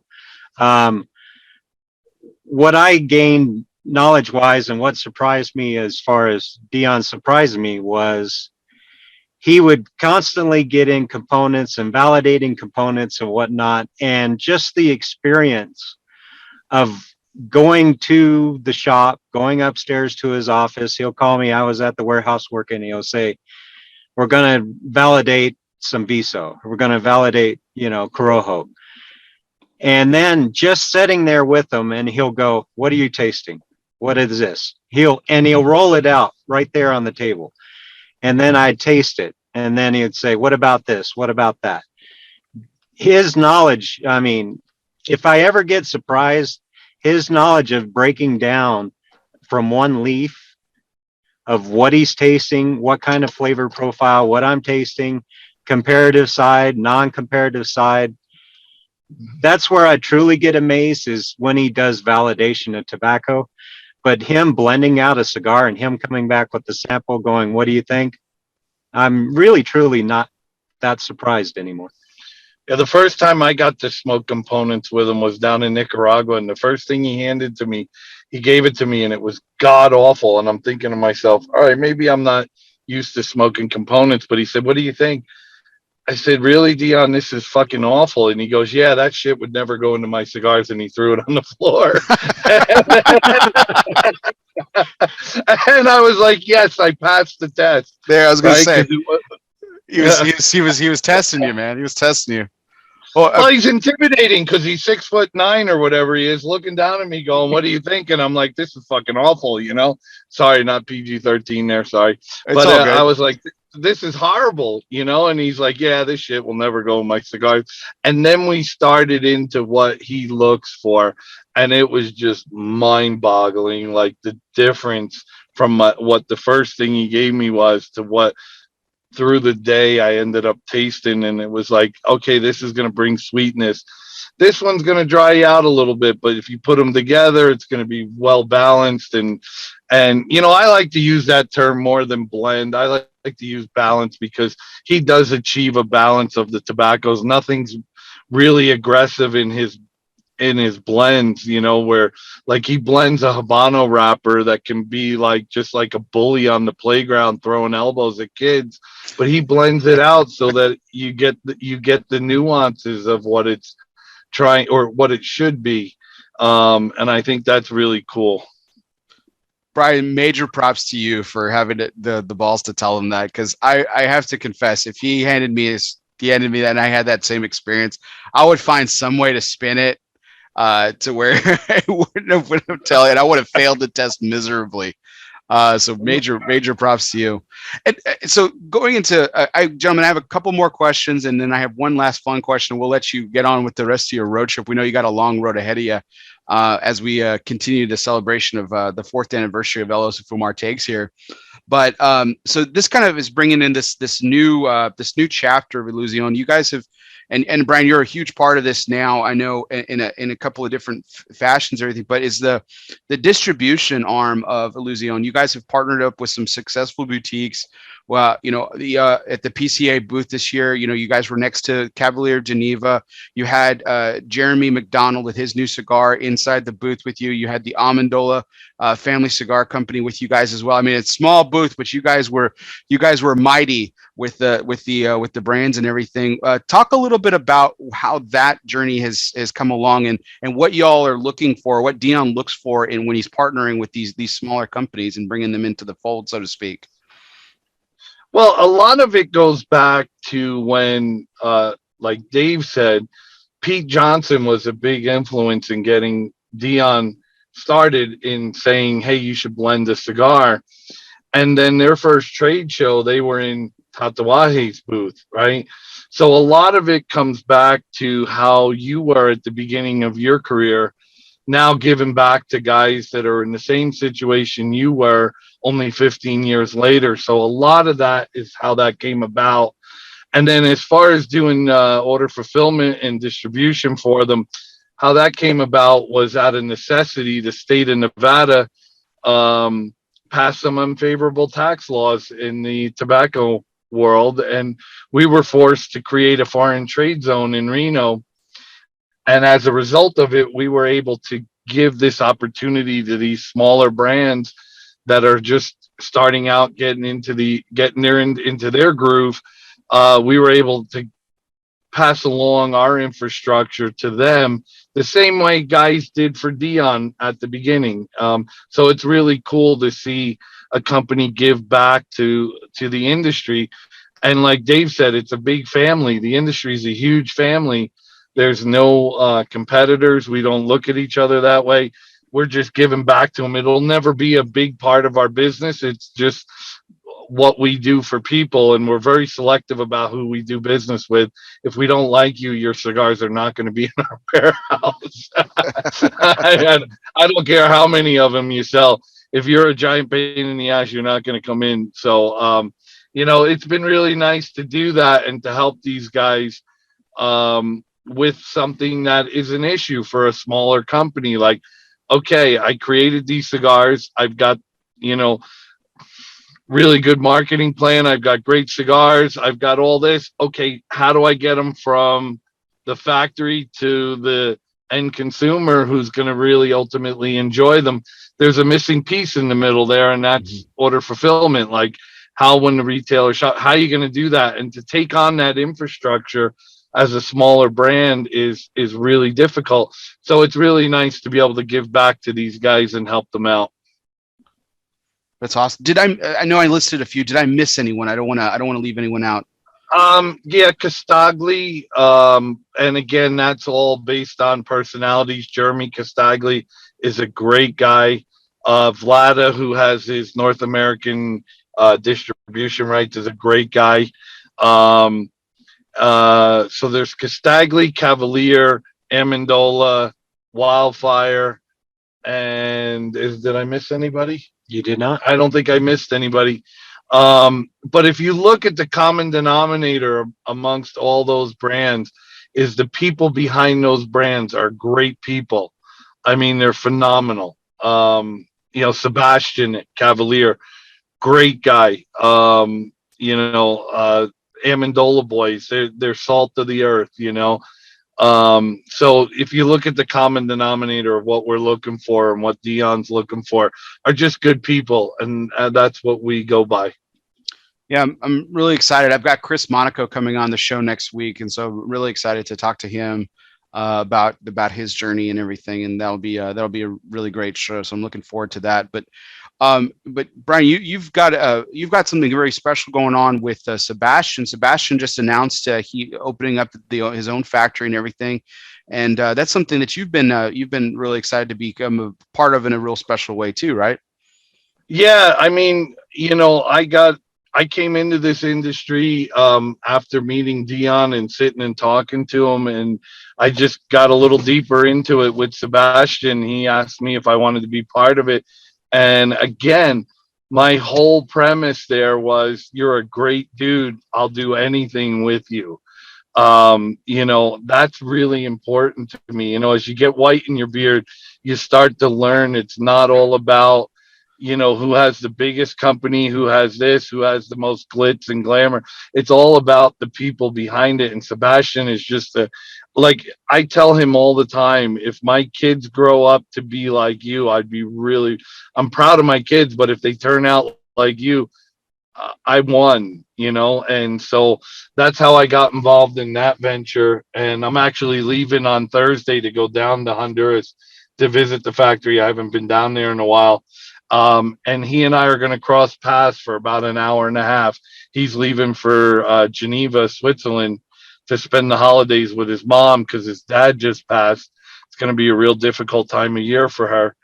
And, that's the kind of things I would want my kids to do. Well, not with my ex-wife. Maybe that doesn't hold true, but, but I mean, somebody they love and care about, if they go spend the holidays with them because they lost a loved one, that speaks volumes to the person, right? Mm-hmm. So yeah, he and I are going to cross paths for about an hour and a half in the airport. He's going to leave the factory and I'm coming in, and it's been a great venture and it's been a great learning experience for me. And for me, we opened the factory to help other people too, as well, that maybe don't have the ability. They have a great concept for a cigar, but nobody will take them on. Or there's a lot of bait and switch in a lot of factories too, where you get blends and then your production is garbage. So we opened the factory to help people like that too, and it's gone really well. We're at full capacity down there, and it's just amazing. Well, that's fantastic.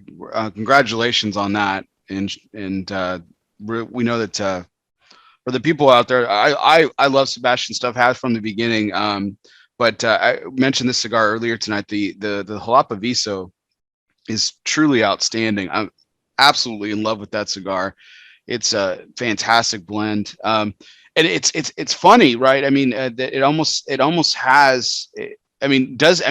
Was Dion part of influencing this blend at all? Do you know, or is it no? It feels like it has some influence there, but I guess not.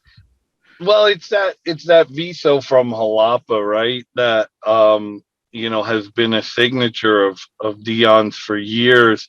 In fact, so much so that the people that grow it ask them not to mention the farms that they come from.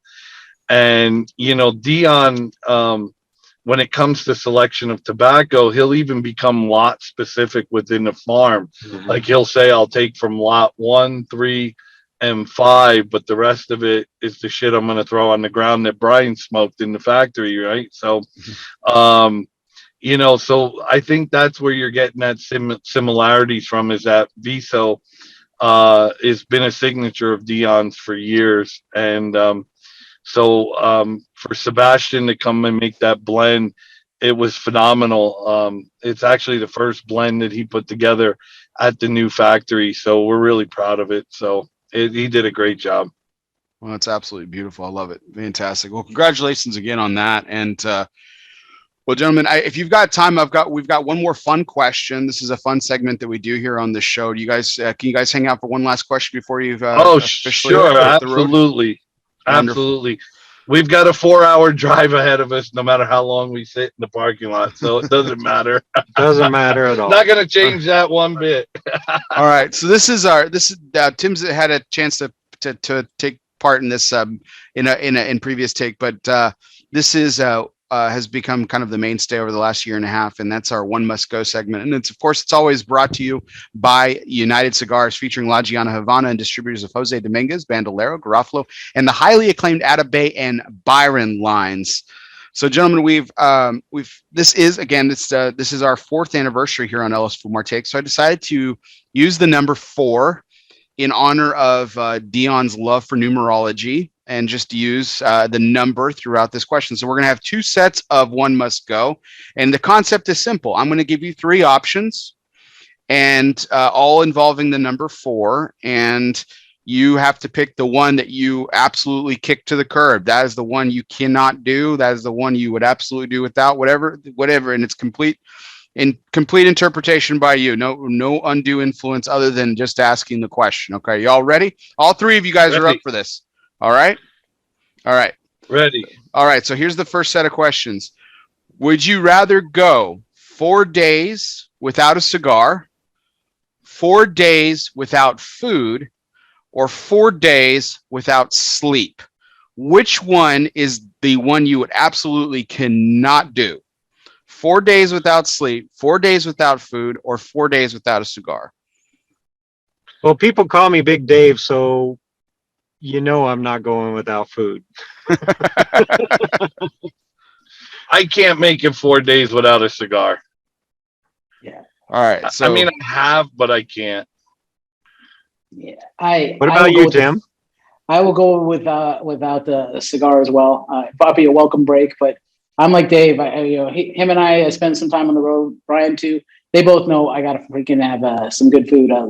That's the most important thing. But and the best I've ever done is 2 days, 48 hours, 52 hours without sleep. So I couldn't make it without 4. So I'll give up the cigars for a few days. It'll be tough, but I think that's what I would do. I was going to say, because they say what it is. It's like 72 hours without sleep legally makes you insane. It's like the legal moniker of insanity right there. So 4 days is like, you're just beyond crazy at that point. I don't know if I could do it. I mean, I've gone, I was going to say, I'm about in the 50-hour range, Tim, for my high point of sleep. Right. That was one of my first big smokes too. 52 hours. I stayed up the entire time at Big Smoke. 52 hours. Fellas, I fly Southwest a lot, so I've gone a lot without sleep because they absolutely suck lately. You probably slept at terminals a lot too. That's where you get your sleep in the terminal. Oh my God. Coming back to go to Big Smoke, it took me 17 hours to get back from Miami. And they're just like, oh, no big deal. I'm like, really? Seriously? I got to go to Vegas and stay up for hours upon it. All right, whatever. I'll just smoke another cigar here. I did get to smoke a cigar in a taxi cab in Vegas. It was awesome. Yep. Oh, nice. Man, that's days past. Man, that hasn't happened in a long time. That's fantastic. Gosh. The cabbie wasn't too happy, but oh well. I think I have gone 4 days without food. I foolishly years ago did this cleanse where I wasn't eating any food. I was just drinking this particular drink, and then after that, I think I'm with Dave. I don't know if I could ever do that again. I've gone 4 days without a cigar, and I survived just fine. And I think I could definitely do it again. No problem. Wouldn't want to, but definitely could probably do it other than those two. So interestingly enough, even though this is a cigar show, that I could do without out the cigar. So here's the next and final set, gentlemen. Here we go. You guys ready? Mm-hmm. All right. So again, the number is 4, but we're going years now. Okay. Years. So again, we'll reintroduce the one that we just talked about. 4 years without a cigar, 4 years without alcohol, or 4 years without a steak. Which one could you do? Yeah, that's an easy one for us. Yeah, that's an very easy one. Considering I'm 29 years sober, I think I proved that I can go 4 years without it. Yeah. But when I turn 80, different story. I'm going to get fucked up on everything. I'm going to do every drug. I'm going to drink. We already have his birthday party planned for his 80th birthday, huh, Brian? We do with Angela Yu. Yeah. That's right. It's already, there's a countdown to my 80th birthday, and it's going to be a shit show. Yeah, I stopped the alcohol in 1992. That'd be easy to do. So you guys have already proven that one. And I pretty much Yes. don't drink ever, so I'm on the same boat. Yeah. I could go. I've gone many years without having a drink, so I'm good. Yeah, with that. many years. So interestingly enough, I still partake in alcohol, but that was the easiest one for me when I was coming up with this list. I'm like, I could do 4 years without a steak if I really wanted to. It'd be really hard because I love steak, but Well, and you're in Texas too. Yes, I know that would it'd almost be like sacrilegious at this point. Like, but that seemed like the easiest one to me. And I know that's really making light of of your situation, Brian. Because I mean, obviously, I know 29 years. I mean, that's hard. I know it's a battle every day, so I don't want to make light of it at all. But that, to me, out of the three, for me personally, it just seemed like the easiest one. So I mean, we can't let you guys leave without. I mean, you guys were just in Vegas. It's like the capital of steakhouses. Did you guys have a steak dinner while you were there? Did you guys do any steak while you were there? Absolutely. Dave did. Of course I did. Dave did. We went to Joe's Stone Crab. Dave did a steak. I did the stone crabs because it's stone crab season. You got to eat stone crabs. They had a 60-day dry aged ribeye. I was like, done. Oh shit! I did have that too. Yeah. You're so enamored with the stone crabs, you forgot about the 60-day age. What is it about dry? Do you eat a lot of dry age, Dave? What do you like about it? Whenever I get the chance, and unfortunately, sometimes the truth is not in the pudding, and you taste it right away, and you're like, "No, this ain't dry age. This came right out of the plastic." But the steak at Joe's, it was dry aged. There's a level of funk, and it's like a cheese funk that comes from a dry aged steak that is unsurpassed. And this had it. It was dry aged. Yeah, we actually have a burger place in Reno that has a 50-day dry aged hamburger, which is fucking incredible. Yeah. It's off the chart. It's like eating a pair of dirty socks, but it's really good. It is really good. Oh man, I haven't had anything beyond. I think the most that I've actually had is 30 days, and it was kind of a hint of that funk that you're talking about. But I hear like the more and more you go, it becomes more and more pronounced and everything. And I'm hoping to try something one day which has a lot of extreme aging on the dry aging part, because I really like to sample that and see what it really tastes like. What's Dave, you're the food guy here. Like, what's your go-to steakhouse? Is it the one you guys went to, or what's your go-to steakhouse there in Vegas? Well, before the Me Too movement, it was Carne Vino.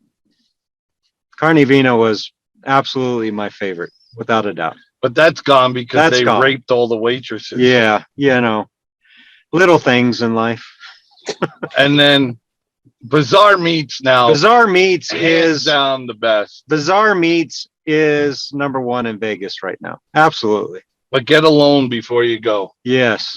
It's expensive. Yeah, sell your kids because it'd be worth it.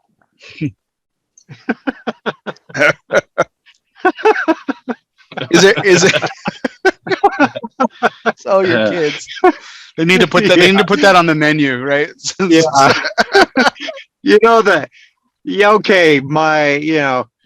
I got to sell one kid for suckling pig. Okay, it's a deal. Done. What about where you guys hail from? From Reno? Is there a place in Reno that you just is a must stop for steak? No. Okay. Reno. Wow. Okay. No. Go to the Lucky Beaver if you're ever in Reno. It's not a strip club. It's a hamburger joint. It's the best food in Reno. Thanks for qualifying that, Brian, because I was like, no, I think I'm going to pass. Like before you qualify that. You're not going to mention Dion's favorite? Which one's his favorite? Oh, Roxy's. Oh, that's so overrated. Yeah, it is. So overrated. It is. The best part of that steakhouse is the bacon cheese bread. Yes. Like the steaks are just meh, Yeah, but whatever. But the bacon cheese bread off the chart good. But Amazing bread. it should be a bread house, not a steakhouse. Yeah, call it Panera. We're really tough food critics. We are. Same Well, with cigars. Gentlemen, I cannot thank you enough for the amount of time that you've given me today and celebrating my fourth anniversary here of this show, having two first-time guests talking about one of the preeminent cigar brands in the industry. It's just been an absolute pleasure talking about the origins and the journey along the way with you two. Thank you so much. I know you got a journey of your own here for the next 4 hours. It's been an absolute pleasure sitting with you. So I can't thank you enough. Thank you so much for your time tonight. Thanks for having us, and thanks to Tonopah for having great internet service. We really appreciate it. That's a freaking miracle right there unto itself. And congratulations, Bear, on making 4 glorious years and 4 years. Plenty more coming. Absolutely, 100%. You're invited to the 80th birthday party too. Yeah, I'm not sure how long I would last, but it's something I definitely have to see. Thank you so much for that. I'll get that in. I'll get that in writing, like Tim's text message. There you go. Oh, you got it. You got it. Well, gentlemen, thank you so much. We got plenty more to come for our 4th anniversary, but before that, we'll just bid adieu. Dave Hayden, Brian Mottola of Illusione Cigars. Thank you so much, everybody. We'll see you here in the next segment here for celebrating more of our 4th anniversary. Thank you, gentlemen. Thank you. Thank you. Safe travels, boys. Well, that was so fantastic. For a second there, I thought they were going to start driving. I was like worried a little bit about the connection, but they stood pat there for a little bit. That was their plan, so I appreciate them for pulling over and taking the time. So always awesome. Well, I'm really excited to talk to you a couple more about some stuff here, Tim, because like we said, we've got our own origin here on ELOSOFUMARTAKES, and you're obviously a huge part of that and everything. But before we kick that off, this is our other fun segment that we've done for over a year now. You were actually the first guest to actually pick their own charity when I launched this a year ago. And this is our charity segment here, and we feature a charity. I feature a charity of my guests choosing, and we're doing the same thing we did last year for a great organization for this industry, and that's Cigars for Warriors. And if you could just want to take a quick second and just talk about why this organization is so personal for you.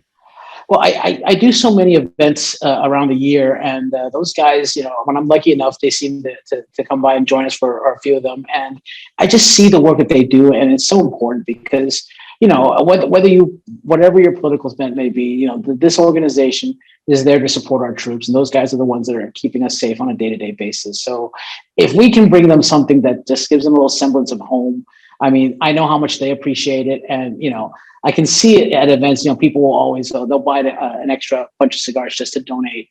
And these guys, all they're trying to do is just to make the lives of our deployed troops just a little bit better. And that's something that needs to be appreciated and done more, because again, these guys are out there every day putting their lives on the line. Just to be able to pull back for an hour and have a cigar, I'm sure that's takes them away from it for that time period, and kind of gets their mind off of all the stuff they're facing on a daily basis. So, it's a great organization to support. If you guys have the opportunity I know they've got drop-off boxes in many cigar stores. If you have a chance, to put a bundle in there, put a few cigars in there, whatever. They appreciate everything. The work that they do to get those cigars to the troops deployed around the world is amazing. Everything that they get, they put back out there. So they get everything that you give. And that's what we can do to help maybe support and make the lives of our troops a little bit better. It's one of the things I really like about Storm and the organization is the fact that he really, I mean, it's, that was one of the challenging things about opening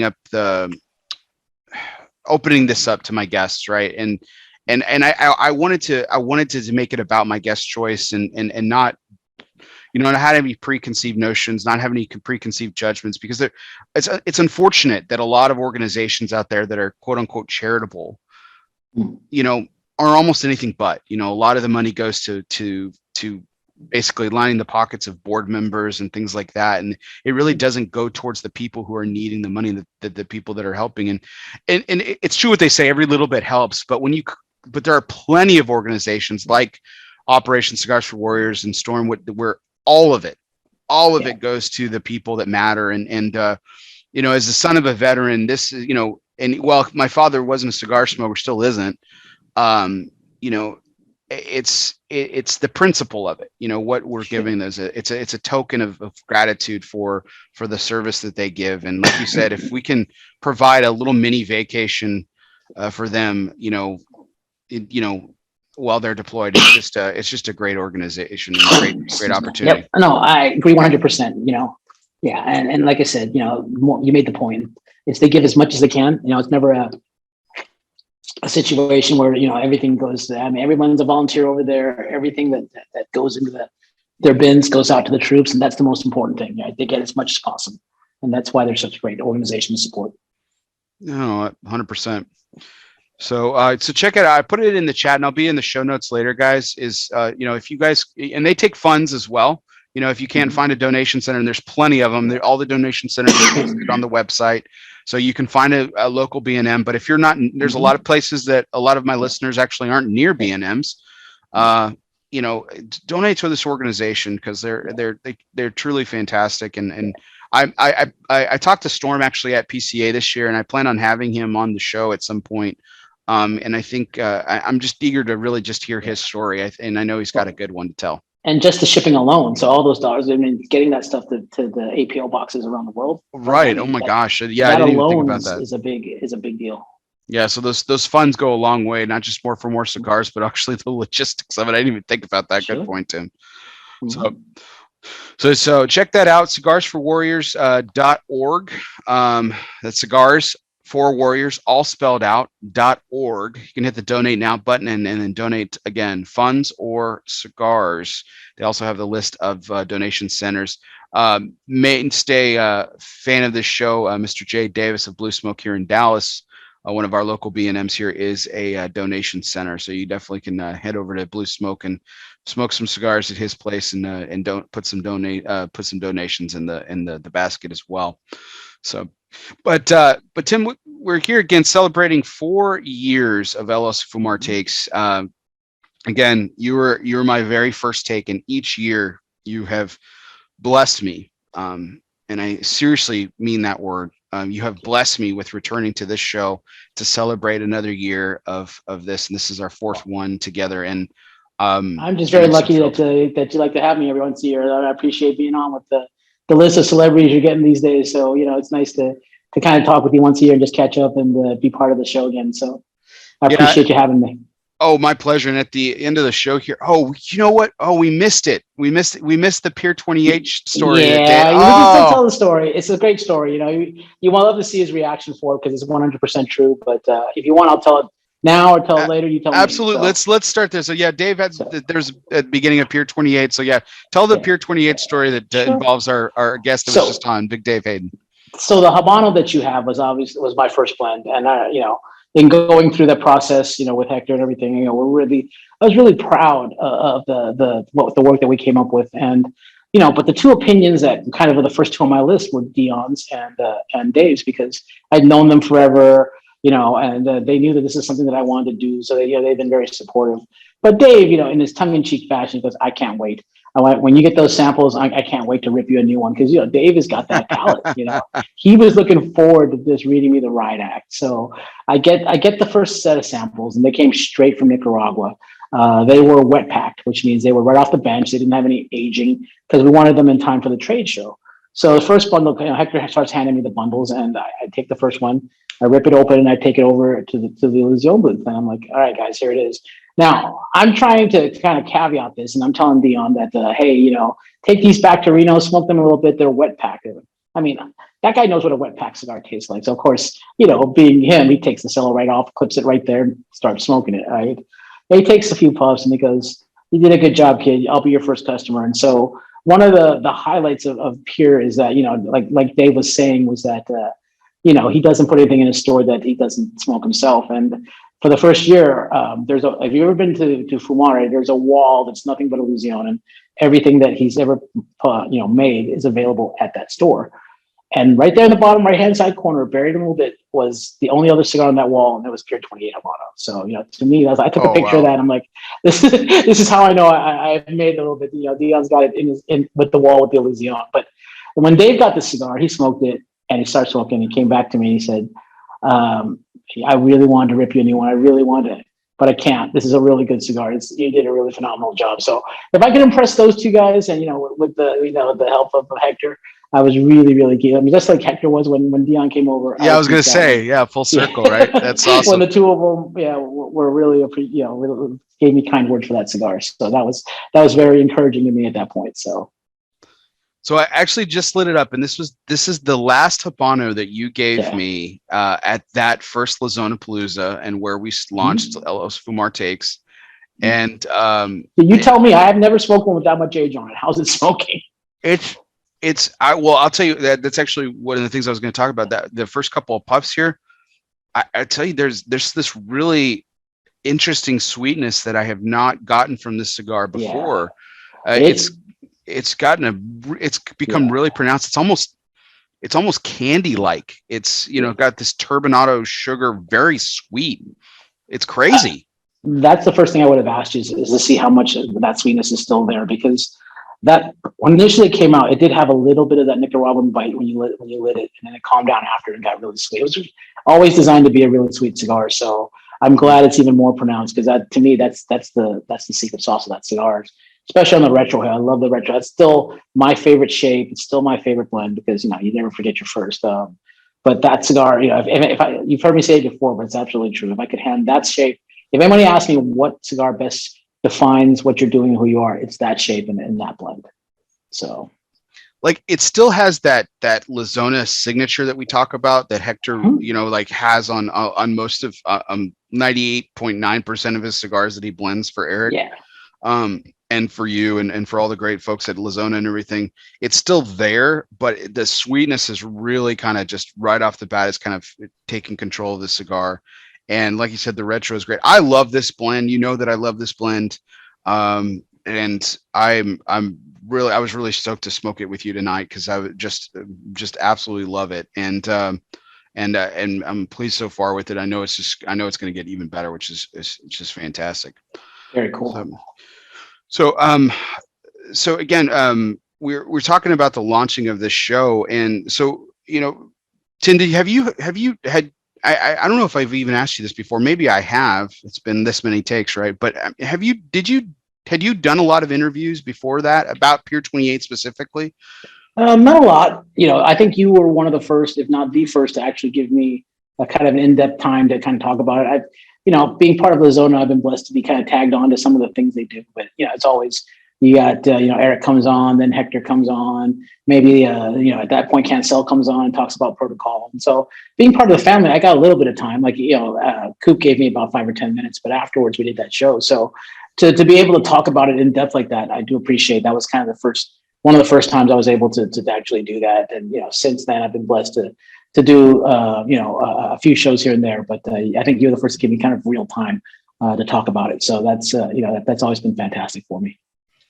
That's great to hear. I was really pleased, and I think everyone has known that. I think we recant this story every time, every year, but it was really funny as we were going into Lozona-Palooza that year. Coop and I were, stuck in traffic. Speaking of 4 hours of drive that Brian and Dave have ahead of themselves, the Espinosa headquarters is probably, I don't know, probably 5 miles away from the airport. Well, it took us like 2 hours to get there. Absolutely. Because of Miami traffic. But I remember. Right? That's absolutely true. I mean, go ahead. I was gonna say, I live in Southern California, and other than maybe Seattle and Miami, rarely do I see worse traffic. And you can take some time to go very ridiculous. And they're in an industrial park too, so even when you come off the freeway, it could take you 20 minutes to get from the freeway to the actual warehouse a mile away from the freeway. It's just like that sometimes in Miami. it was really funny because when we would leave like, you know, at dark 30 in the morning, right, just after midnight, and then like all of a sudden we were back at our hotel, which was by the airport. Like really quick, I was like, wait, the airport's right there. Exactly. Like, yeah, like there was no traffic. I'm like, oh my gosh, it's ridiculous. Yeah. But as I said, I think we've recanted the story every year. This was, you talked about nervousness, right? Like I was, because going into Lozona-Palooza, I had familiarity with all the brands associated with Lozona at that time, in particular Espinosa, but even Cornelius and Anthony and Protocol and Moya Ruiz and everything.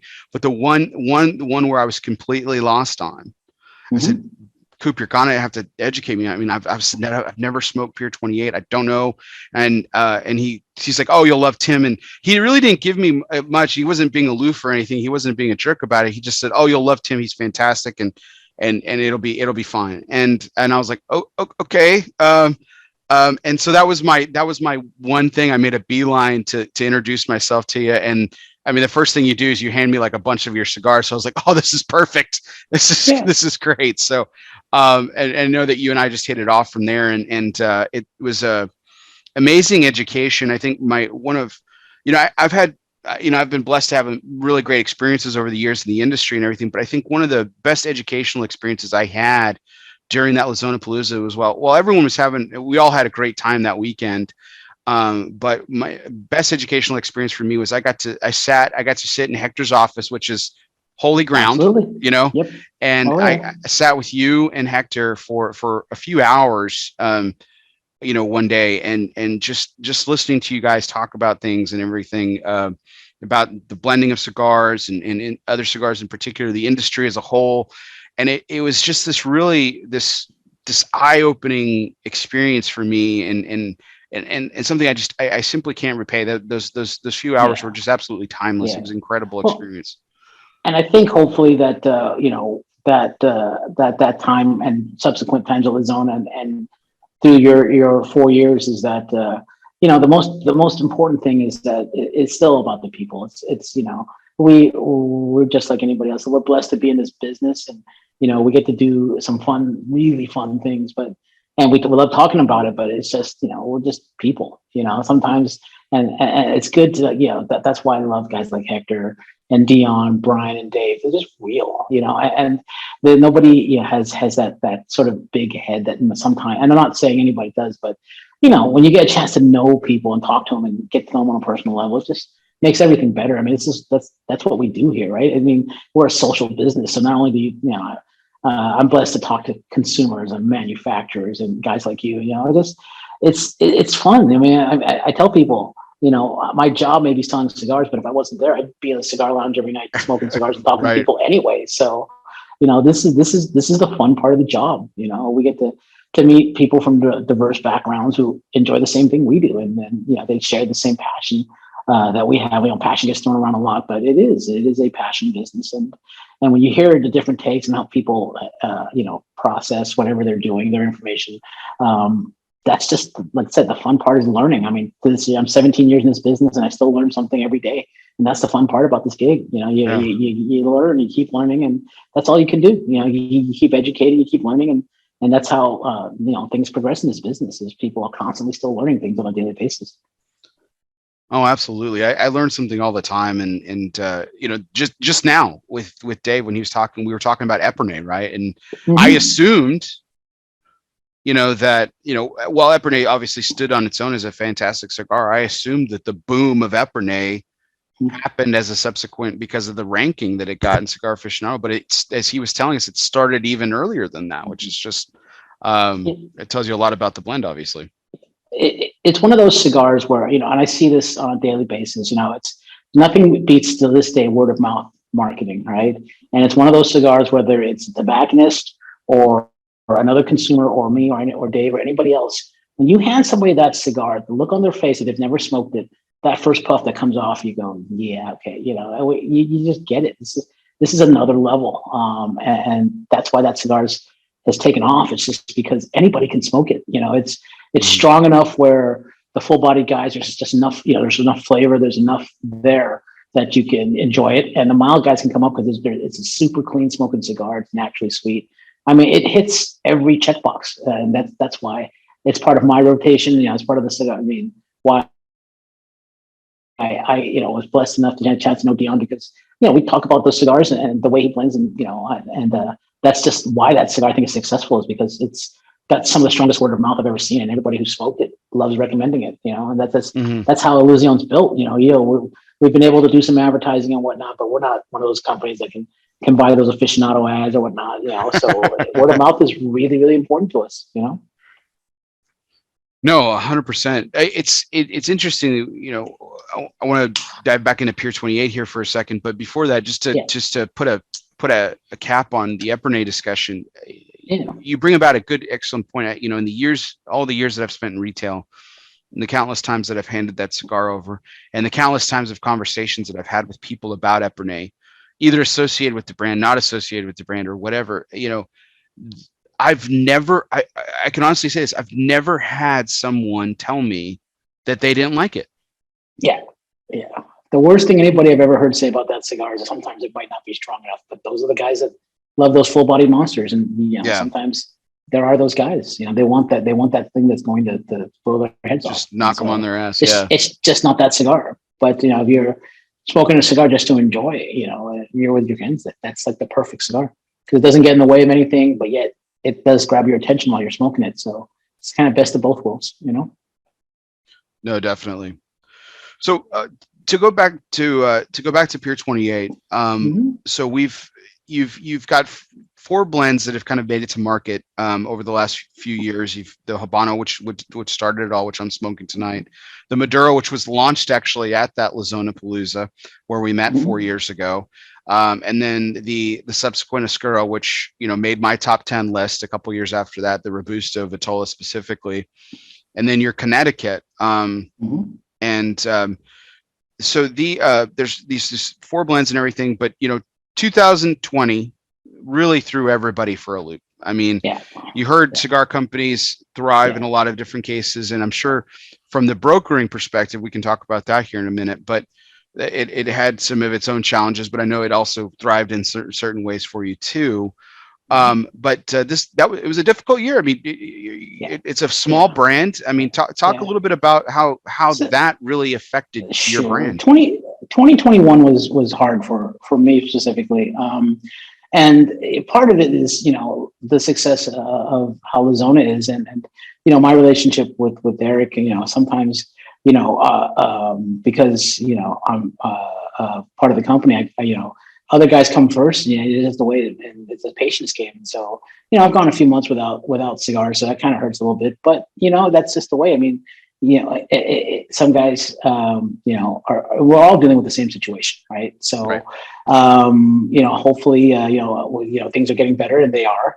2022 will be a year. It's like kind of like year, like I call it a gap year, kind of. I took it. It's almost like I got a year off to kind of just, and. I had the brokering, thank goodness, to focus on, but hopefully that, we'll be able to come back strong and we'll get back on track, so, but like I said, it's one of those things where it's just, it's a business, right? That's this pandemic conditions. And sometimes, you get kind of caught up in that kind of stuff. And you were telling me this before the show too, Tim, when we were talking a little bit about it, you'd said that, you've, because of the relationships you've built over the years through your brokerage and everything. I mean, your people have been really supportive, in spite of the lack of cigars, unfortunately, just because. Yeah. Like I said, it's par for the course. And, you get the first 4 or 5 calls a day. I feel sometimes like I'm a logistics manager more than I am a salesperson. Hey, where are my cigars? And sometimes you don't have an answer to, it's on a container somewhere, and God knows where that container is going to be or how long it's going to sit on the port, or, we're having problems getting on Nicaragua. Like I said, it's just, everybody's facing these same conditions, but he who has cigars wins. So, we're blessed. I mean, again, it's a patience game. So a bigger company like AJ, since he owns the entire production process, he's a little bit better at getting cigars. Illusione, we're because, we're subject to the factory and the conditions, and then, Dion wasn't going down there during the pandemic, and nobody can blame him for that. Things, just kind of got stalled a little bit, but now, now he's able to travel again. The flow's starting again. We're starting to get cigars. The cigars that, he didn't mention, Brian and Dave, we just got a new cigar called the Piv, the collaboration with Jeremy Piven. That's starting to hit stores as well. And, at that Viso 2012 he's talking about is very prominent in that cigar as well. So I'm looking forward to people smoking that particular thing. So, from what I've seen, it seems like, especially now towards the end of the year, as production is starting to ramp up before the tradition of the factory shut down for Christmas around the 15th of December, a lot of guys are trying to push out as much product as possible. And that's just great for all of us. So, I ask, you've seen this, I'm sure you do the same thing, but we ask for the patience of the consumer. It's like, look, it gives you the opportunity to smoke other things. That's the one great thing that this pandemic has brought, is that if we can't get a new cigar, people are like, well, what else have I not tried? And, new to you has become a big thing in 2020, 2021. Guys are smoking stuff that they traditionally may have bypassed or didn't even think about. And that's helping everybody, because now everything is sort of front and center instead of just certain brands, Prime example for Espinosa is the 601 Green. I think that sort of was out of the red and the blue and the green. The green was always the slowest because the Oscuro was a little bit stronger, it's a little bit spicier. People tended to smoke the red and the blue more. Well, the green suddenly took off because, that's what we had on the shelves a little bit for a while. And people said, this is actually a really good cigar. It always has been, but they discovered it, so to speak. And, that's kind of helped that kind of stuff along. And I'm sure it's happening across different manufacturers as well. Things that maybe weren't quite the best sellers or something that people are finding again. And everything's taken off right now. Like I said, there isn't a cigar that isn't selling, and it's great, No, that's terrific. You talked about, obviously you have, the one good thing for you is specifically with the pandemic was you didn't have to, you weren't hamstrung. You weren't necessarily, because you have all these different blends. And if one like Illusione, where Dion wasn't able to do his status quo, he wasn't able to go down and do product testing.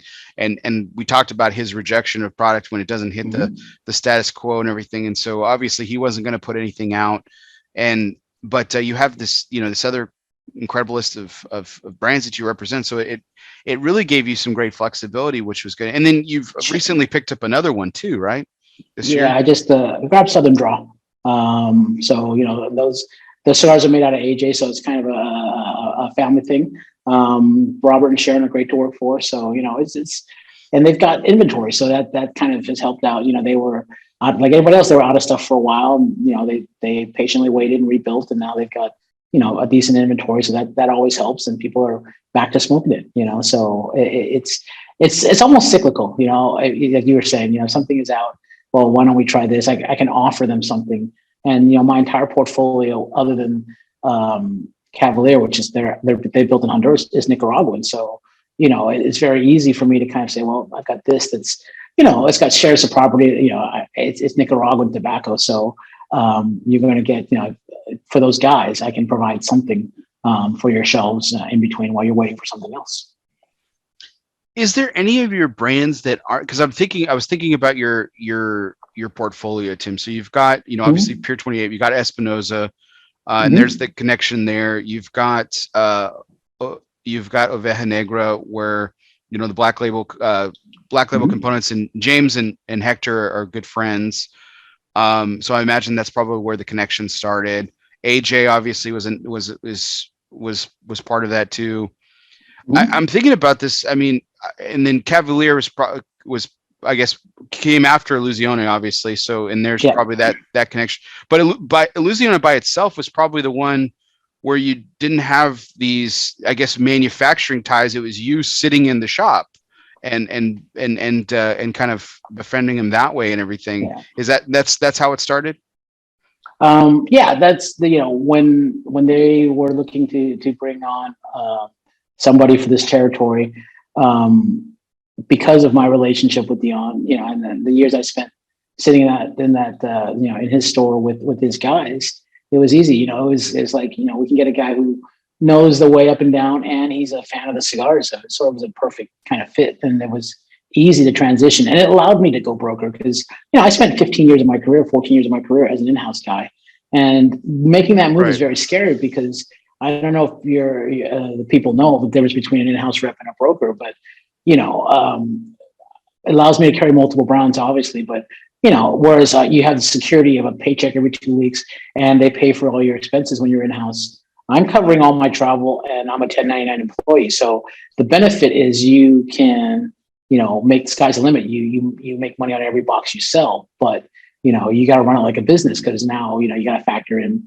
travel expenses, and I'm paying my own taxes. That kind of stuff. I'm my own small business, and that's the biggest difference. And so I was blessed because I was able to go out with 3 great brands that gave me. I see a lot of brokers who might start with a couple of boutiques, and it's not cheap to travel. A lot of guys pay to work their first couple of months, if not a year, because they're building their portfolio, they're building their rapport with stores, and so I didn't have to do that. I spent 15 years on the in-house side doing that. So when I actually decided to go broker, I was able to have a portfolio that allowed me to stay fat, or at least to eat properly. Not necessarily bizarre meats level fat, but not quite there yet. Yeah. But Del Frisco's, I can go to Del Frisco's and be happy there. So the portfolio as it stands, I mean, like, as a broker, are you always looking for something else, or is it? You never want to stretch yourself too thin, I imagine. Yeah, that's been the toughest part, is to balance that all out. Is how many you can, because you go from one boss or attorney, somebody who's managing you, to 6, and it's always hard because they expect to kind of get a full-time employee, and it's hard because so how do you balance that? How do you be fair to everybody? Obviously sometimes the bigger brands are easier because they've got more and they take more business, but you also want to be fair to the back of the book, and so you're always constantly looking for brands, but it's got to fit, and it's got to be able to, so, it's hard because myself and my partners, Joel Schwartz, Mike Watman, out of Arizona, we're always constant. We've been blessed to kind of get a reputation of sort of being the boutique friendly brokerage. And, a lot of small companies need a lot of help, and you want to help them, but sometimes you're just not in a position to do that, so you got to be judicious about it. Because you had, 12, 13, 14 brands, you can't manage that, and it's unfair to everybody. So how do you make that balance? And so again, you got to be a little judicious, and you want to take the ones that have the right balance. They have inventory, they have the proper kind of notoriety within retail, so that you don't necessarily have to build it from square one. Obviously you bank on a few companies that you like, and you go, okay, I'm going to take this one on because I think they're going to be something big. And all of those things factor in. But how do you're exactly right. That's the biggest problem, is how do you manage the relationships that you have to be fair to everybody and not take on too much, and yet still be able to succeed. That's sort of the balance of trying to be a good broker. I was thinking about this question I was going to ask you tonight, Tim, and I was thinking about it, focusing specifically, since we were having Brian and Dave on, to talk about it from a Louisiana perspective, but I don't really necessarily want to pick on a brand specifically, because I think that would be unfair. But has there ever been, you handle numerous accounts, numerous retailers, for all these different brands, and obviously Southern Draw is the newest to the mix, and so that, again, that's unfair to that brand specifically. But has there ever been a time where you've been in a meeting with a retailer where a brand, and again, it will remain unnamed for the purpose of this question, but a brand would be a good fit for them, and it would be successful, and for whatever reason they just won't pull the trigger, like that? How do you harness that frustration, and how do you get them to see the light on some of these things? So I mean, the easiest way I can explain it is 80% of this job is showing up. So I don't walk into a store ever with the expectation that I'm gonna walk out of there with somebody that the retailer's gonna carry every one of my brands. Obviously, you lead with certain ones because it's gonna be easy for that. But if you can add one every few visits, if the stuff that you're putting into their store is selling, they're going to give you more leeway. So if it may not be this visit, it might be a couple of visits subsequent. But it's just they trust you enough to build. You have a rapport. Eventually, if you continue to kind of partner with them, they're going to add that stuff. And it's a matter. And usually, I don't even I may bring a sample in for something they don't have. They smoke it. All right, let's talk about this. And that's just how it gets there. Eventually that, if you have that rapport and you're blessed enough to be able to click with the retailer, eventually, you're going to do it. And then there are other guys where you just know, I just want this and this. Okay, I'm going to sell you this and this, There are guys that tell me, I really don't want this brand. I'm not going to push it on you because I've got a portfolio that's fair enough. And I can't, if I'm not going to sell it to you, if you don't want it, maybe, I'm going to be able to sell it someplace else. So that's, you try and placate the retailer, because at the end of the day, I kind of tell new reps this too. It's like, it sounds weird, or counterintuitive, but when you walk in that door, you actually work for that retailer. You don't work for the companies that employ you. You got to do what you can to kind of, figure out a way so that this brand will work within the framework of what this guy's doing for his business. And that seems to be a successful way for me to operate, because, I say this all the time. If let's say I actually sell somebody on something and I open them up for 20 boxes. If I come back a month later and 18 of them are still sitting on the shelves, what have I really done? Right. Mm-hmm. You may not be able to continue. I'd rather sell them 4 or 5 and say proof of concept and come back a month later and you build from there. And that's it's a long game view. I think this is a long game, because again, retailers, they're going to be there, the good ones. And so it's just, it's just a matter of time and space. And when, and they want to keep their mix, new too. So when the time is right and the shelf space is there, and if you're good, you end up with it. So, you sell them what you can now, and then eventually you build from there. So the counter to my question on that is, has a retailer, any of your accounts ever, I doubt you've ever said no, but maybe you have. Has there ever been a time where you knew a cigar would not be a fit for that, knowing the history and knowing those customers of that shop, and to your own principle of working for that retailer, have you ever said, no, you shouldn't buy this? Absolutely. So, sometimes the newer stores will, it's like a kid in a candy store, right? Their eyes get bigger and you want to sell them all this stuff, but you kind of go, you know what? Your humidor is pretty full. Let's start with the basics. And if you want to take a smattering of something, we can do that, or we can focus on a couple, build there, but basically it's like, let's start a little bit slower. Again, it's counterintuitive sometimes because, you want to sell them as much as you can, but, again, sometimes that's to your detriment, if you push something on that they're not quite ready for. And you got to gauge the retailer too, because, with the number of boutiques that I have, a lot of those cigars have to be hand sold. You know this better than anybody. Mm-hmm. And if you don't feel like their employees are going to hand sell it, it's not going to succeed, because they're going to tell you when you come back, your cigars don't sell. And like, did you try to sell them? And sometimes, they don't have the patience, especially the shops that open up with a lot of boutiques and they don't have a guy behind the counter, or the owner is not going to, hand people stuff.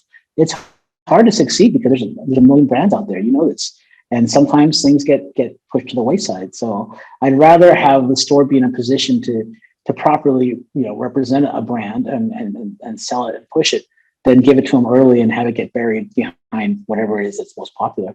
And that just takes, visiting and feeling out and seeing what their customers are buying, and, asking them what they're selling well. And, you can gauge it from there. And, again, eventually you're going to get an opportunity. It's just a matter of patience. Absolutely.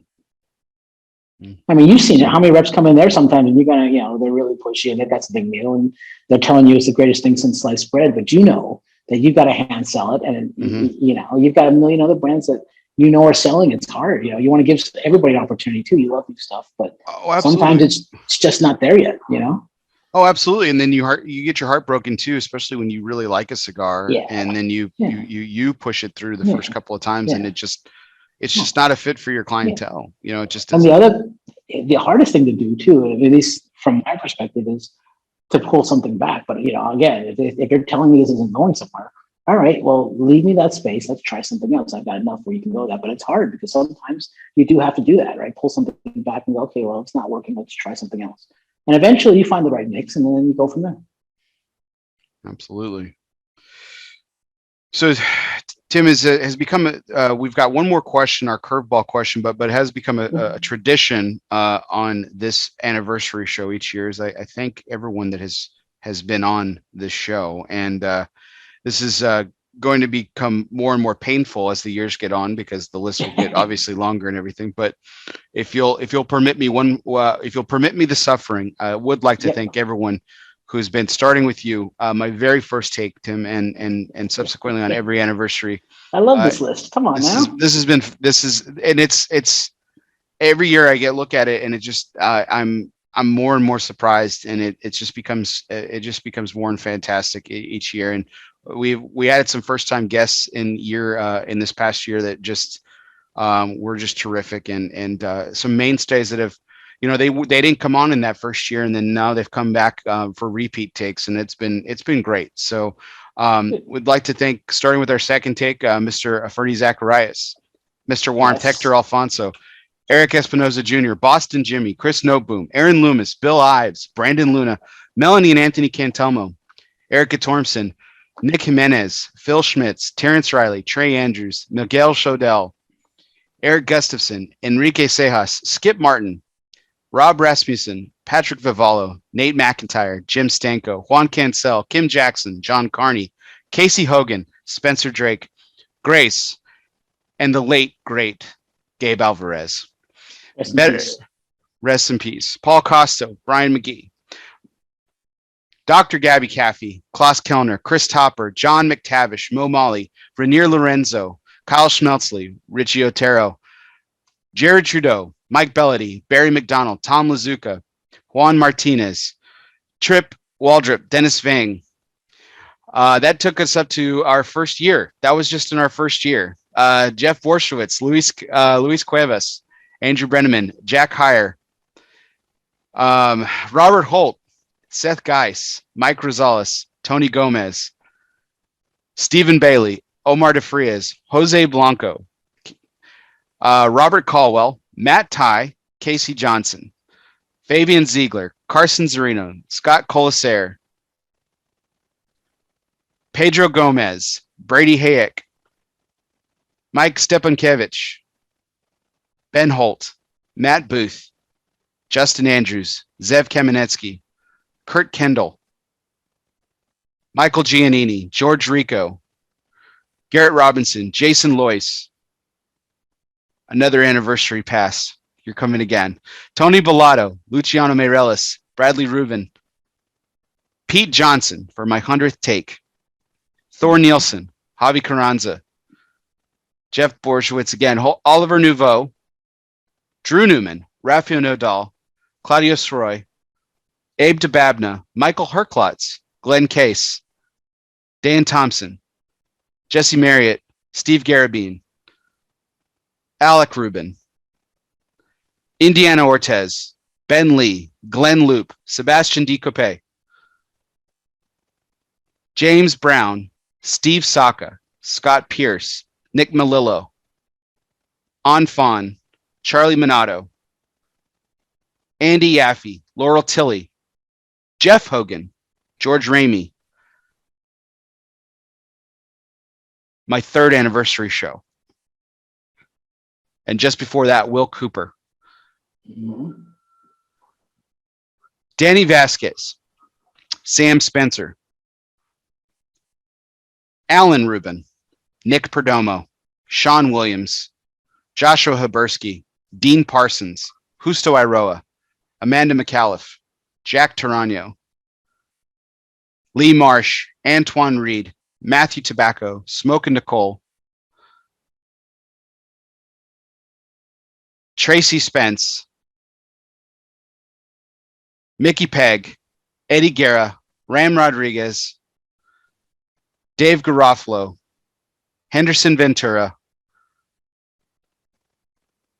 and Big Dave, Hayden, and Brian Mottola. It's a who's who. That is an epic list, man. Yeah, I've been lucky enough to smoke or call a lot of that list friends, so it's a very impressive list. It's a who's who. It's a tribute to you, brother. You're in demand, and people want to be on your show. And we're going to start next week by adding more to that list. Like I said, Chris Monaco of Amendola Cigars will be Amendola Family Cigars will be on next week for 189 take. The only person out of the 188th I question is Jack Heyer. What the hell does he bring to a show? What's funny about that, he's actually been on my show twice now. So I had him on my show as a guest because I was interested in really talking to him about his journey, because I found out as I was watching Smoke Night Live, while he was co-hosting before he got into the rep game, and now he's working in the marketing department there at Drew Estate. Mm-hmm. I found out like how he kind of, like, to your point about the broker game, just showing up. That's what he did. He just showed up in the studio, kept watching the Smoke Night Live shows, and then became a part of that. Eric invited him to be on, and then that's how it kind of all started. And like all of us, was just a fan. Was just a fanboy, man. Was just love cigars. I know I called Jack out, but I love Jack. I think his personality is built for this business, and I'm glad to see he's in a position now that is best using his talents. And, it's great. It's great to see him. Because and you're absolutely right. He's built a nice a little career on himself for just being a guy who's starting to appear on a podcast for a while. So congratulations to him. He's done a great job. Absolutely. It's what we've kind of all hoped to, is just to do more. Like, people always ask me, like, Bear, what do you want to do next? Like, what do you want to do in this industry? And I'm like, well, the FDA pretty much killed my dream. I wanted to do what you did, Tim. I wanted to start a brand. And you know how hard that is. You've got a few years to do it before they come down with the actual regulations. I've got a little bit of a window. We'll see what happens. But yeah, I my most frequent answer to that, and it's not meant to be coy or anything like that. It's just, I just want to do more. I love this industry. I love being a part of it, and I love these conversations. It's become. I mean, the reason that this is 4 years strong is just because I love talking to people. When I started here in 2015, 2016, that was the same conversation I had. It's like, are you nuts? The FDA could take it away from you. I was like, you know what? I want to bring something to marketplace before that. And if it goes away, it goes away. But at least you say you got there. So chase it, get it out there, and then see what happens. Who knows? It doesn't. Right now, everything's up in the air, and there are new. You see it. There are new brands starting every day. But don't let that preclude you. If that's what you want to chase it. Yeah, there's certainly been, even in that list of folks on there, there's been people that have. There's people that have come and gone in the industry, and there's people that have popped up in the last couple of years, and those are the ones that I get really excited about. Is just the people that have kind of given it all and put it all. One of my good friends is Jeremy McDonald. Wildfire. Everybody would probably tell him he's nuts to do it, but he went and did it because that's what he wants to do, and I congratulate him for it. I think he's got a great cigar, and hopefully he'll succeed with it. Yeah, I was really I've never met Jeremy personally. I've followed his career for a while, and when he was with Caldwell and everything, and we're social media acquaintances, is what I always say when I know people, just strictly from an online perspective. And I was messaging him during the launch, and I said, hey, I'd like to support you. And he's like, really? And I was like, yeah. Where can I buy it? Where can I buy a box? And we went through Smokers Abbey where he did that launch event, and so I got a box, and he couldn't wait. He pinged me right away after I got my cigars, and it's like, hey, have you smoked it? What do you think? And I told him, just some initial thoughts, and I said, I'm going to let some of these sit because cigars traveling, I've learned my lesson the hard way on that. So let him sit a little bit, and he's like, yeah, man, you bought those completely blind. I'm really shocked and surprised. And I said, absolutely, man. I got to support small things, man. Got to support people. You need to have him on. He's an excellent guest too. He's funny. He's engaging. He's a great guest to have. Yeah, he was just on Coop's show, and I liked him. I loved him with the show that he did with Tony, the 4 Shot show. I mean, entertaining, absolutely. But there was some insightful stuff. I mean, those were more than just guys just shooting shots back, man. I mean, Jeremy's one of those insightful guys, and I think that's why I became such a fan of his. Was just like he was more than chasing shots with Tony Bellato, and Tony's the same way too. Tony's incredibly deep. And that's what I think I really appreciated about him. So he is on the wish list for this next year of ELOSOFUMARTAKES, and he'll tell you some great stories. Yeah. Oh, I'm sure. I'm absolutely sure. He's got some phenomenal stories to tell. So, all right. Well, would like to go ahead and conclude the show. And as always, we do it with our curveball segment here, Tim, which is always brought to you by Dunbarton Tobacco and Trust. Fastballs or curveballs, it doesn't matter. Since the company's inception, Steve Saka has been knocking them out of the park 6 consecutive years in the consensus top 3. Yep, I looked it up, and I even got fact checked by my partner on Cigar Crew Primetime Special Edition, Mr. Will Cooper. So here's the curveball question of the evening, Tim. What has been the one thing in your, and this doesn't have to be cigar related, but it could be, but what has been the one thing that has truly blown your mind? So let me frame it in a little bit of context. What was one thing that you were convinced could not be true, but actually, in fact, was? That's an interesting statement. To me, I think it's how much and how lucky I've been to get along with just about anybody, because there's so many disparate personalities in this particular business, and whether it's at the retail level, at the manufacturer's level, at the consumer level, it's hard. Sometimes, when you're working, you might say the wrong thing, do the wrong thing, and it's hard to, I still remember, 2004 when I started and I was a kid and I'm just like, what did I get myself into, but to be able to survive this long and build. And then you were sitting next to Michael Jordan. Yeah, exactly. So, but to be able to get along with as many people as I do, I think is the most, to me, I think what I've accomplished that's probably my best accomplishment is you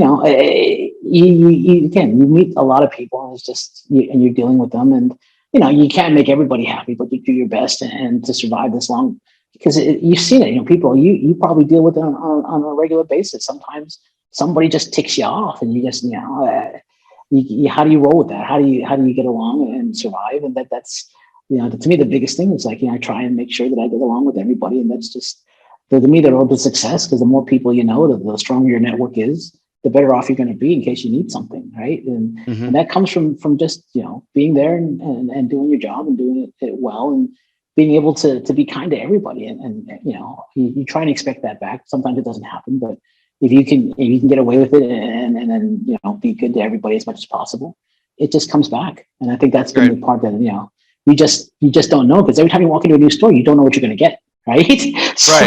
Right. Exactly. To be able to kind of build some relationships that I have, I'm very blessed. I think that's the part that makes me happy is that I've been able to survive as long as I have and be able to deal with as many people as I deal with. So. Well, and there's two interesting points off of that, Tim. One of them is the fact that, you've done a lot in this business. You've done a lot in your time since 2004. You've, I'm not going to sit here and name names, but I mean, you've represented some polarizing figures, and you've also represented the big and the small, and people have those negative connotations either way that you think about it, whether it's a polarizing individual or it's, being with General for all those years, like, oh, that's this negative connotation, or representing the little guy like, Cavalier Geneva or Southern Draw or Pier 28 even, there's this negative connotation there. And yet you've been able to navigate those waters pretty much with the palm. And you're well known in this industry. And I think you've accomplished what you just kind of said there. I think everyone holds you in really high regard, trusts you. And, we talked a lot about the trust that you've built with your accounts earlier, in guiding them with some of their purchasing. Even I think that speaks for itself. Yeah. I appreciate the kind words, Bear. Like I said, you just try and get along. That's all you can do. And then I think effort counts. And you just sometimes all you can do is mistakes happen. That's the kind of the best thing I can say is that people have a little patience with me because they know mistakes happen, and whether it's me or anybody else, if you do your best to fix it, that's all you can ask for. And I think people realize when they deal with me, that's what I try and do is, if I can't, get it right the first time, just try and make it right and you move on, from there. And I appreciate the patience that people have shown me. So I think that's a blessing for sure, that you're able to build a relationship where people are willing to give you a little leeway when things go wonky. And things go wonky. It just happens. It's right. It's human nature. So. Is there anything that you miss about being in-house? Like we talked about the eating thing, but I mean, is there anything in particular? Oh yeah. I mean, I say it all the time. Working for General Cigars is one of the best things you can do because, they take care of you on a level that is unmatched, right? I had a company car, a company credit card. Lifestyle is much different, when you work for a big company like that. You miss the support. Like, I see the stuff that Drew Estate has for their, people are chasing their swag is on eBay. People are paying, that kind of stuff. You miss because the big companies are able to do that. Smaller companies are not. But again, at the end of the day, it becomes, the cigars are the most important thing. And hopefully that, your cigars will show through if you can't support a retailer in that way. So, like I said, I miss the days where General Cigar would drop 60 golf bags at my door, or they'd send us 100 boxes to support a new cigar launch. But that's that company because they have the wherewithal to do that, and it makes things a little easier when you're able to to, have that kind of stuff. But not every company's like that. So, those are the things I miss. The companies that have the unlimited marketing budgets, the big companies that are able to support you on a level that maybe some of the small companies can't. And, it's not there's no negative on that company. It's just the companies are at different stages, right? If right. I'm sure every company, if they could afford to put out that kind of swag, they would. But that's just the nature of the beast. So, knowing you over the years that I've been blessed to come to know you, Tim, I think one of the things that I can describe you pretty accurately is that you approach this job without ego, and I think this was the second point that I was going to raise. I think that having not known you at all, but almost taking a play out of your playbook a little bit, of just sitting and learning, at these places when you go into shops. I did the same thing when I spoke about that experience that I had with you and Hector in his office during Lozoapalooza. I think, just sitting there, if I had gone in and started talking about all I knew, or started talking about, me, or just talking, I would have missed out on all these pearls of wisdom that I eventually gained just by just sitting there and smoking and just taking it all in and listening to the two of you and the subsequent, lineup of characters that came in and out of the office that day.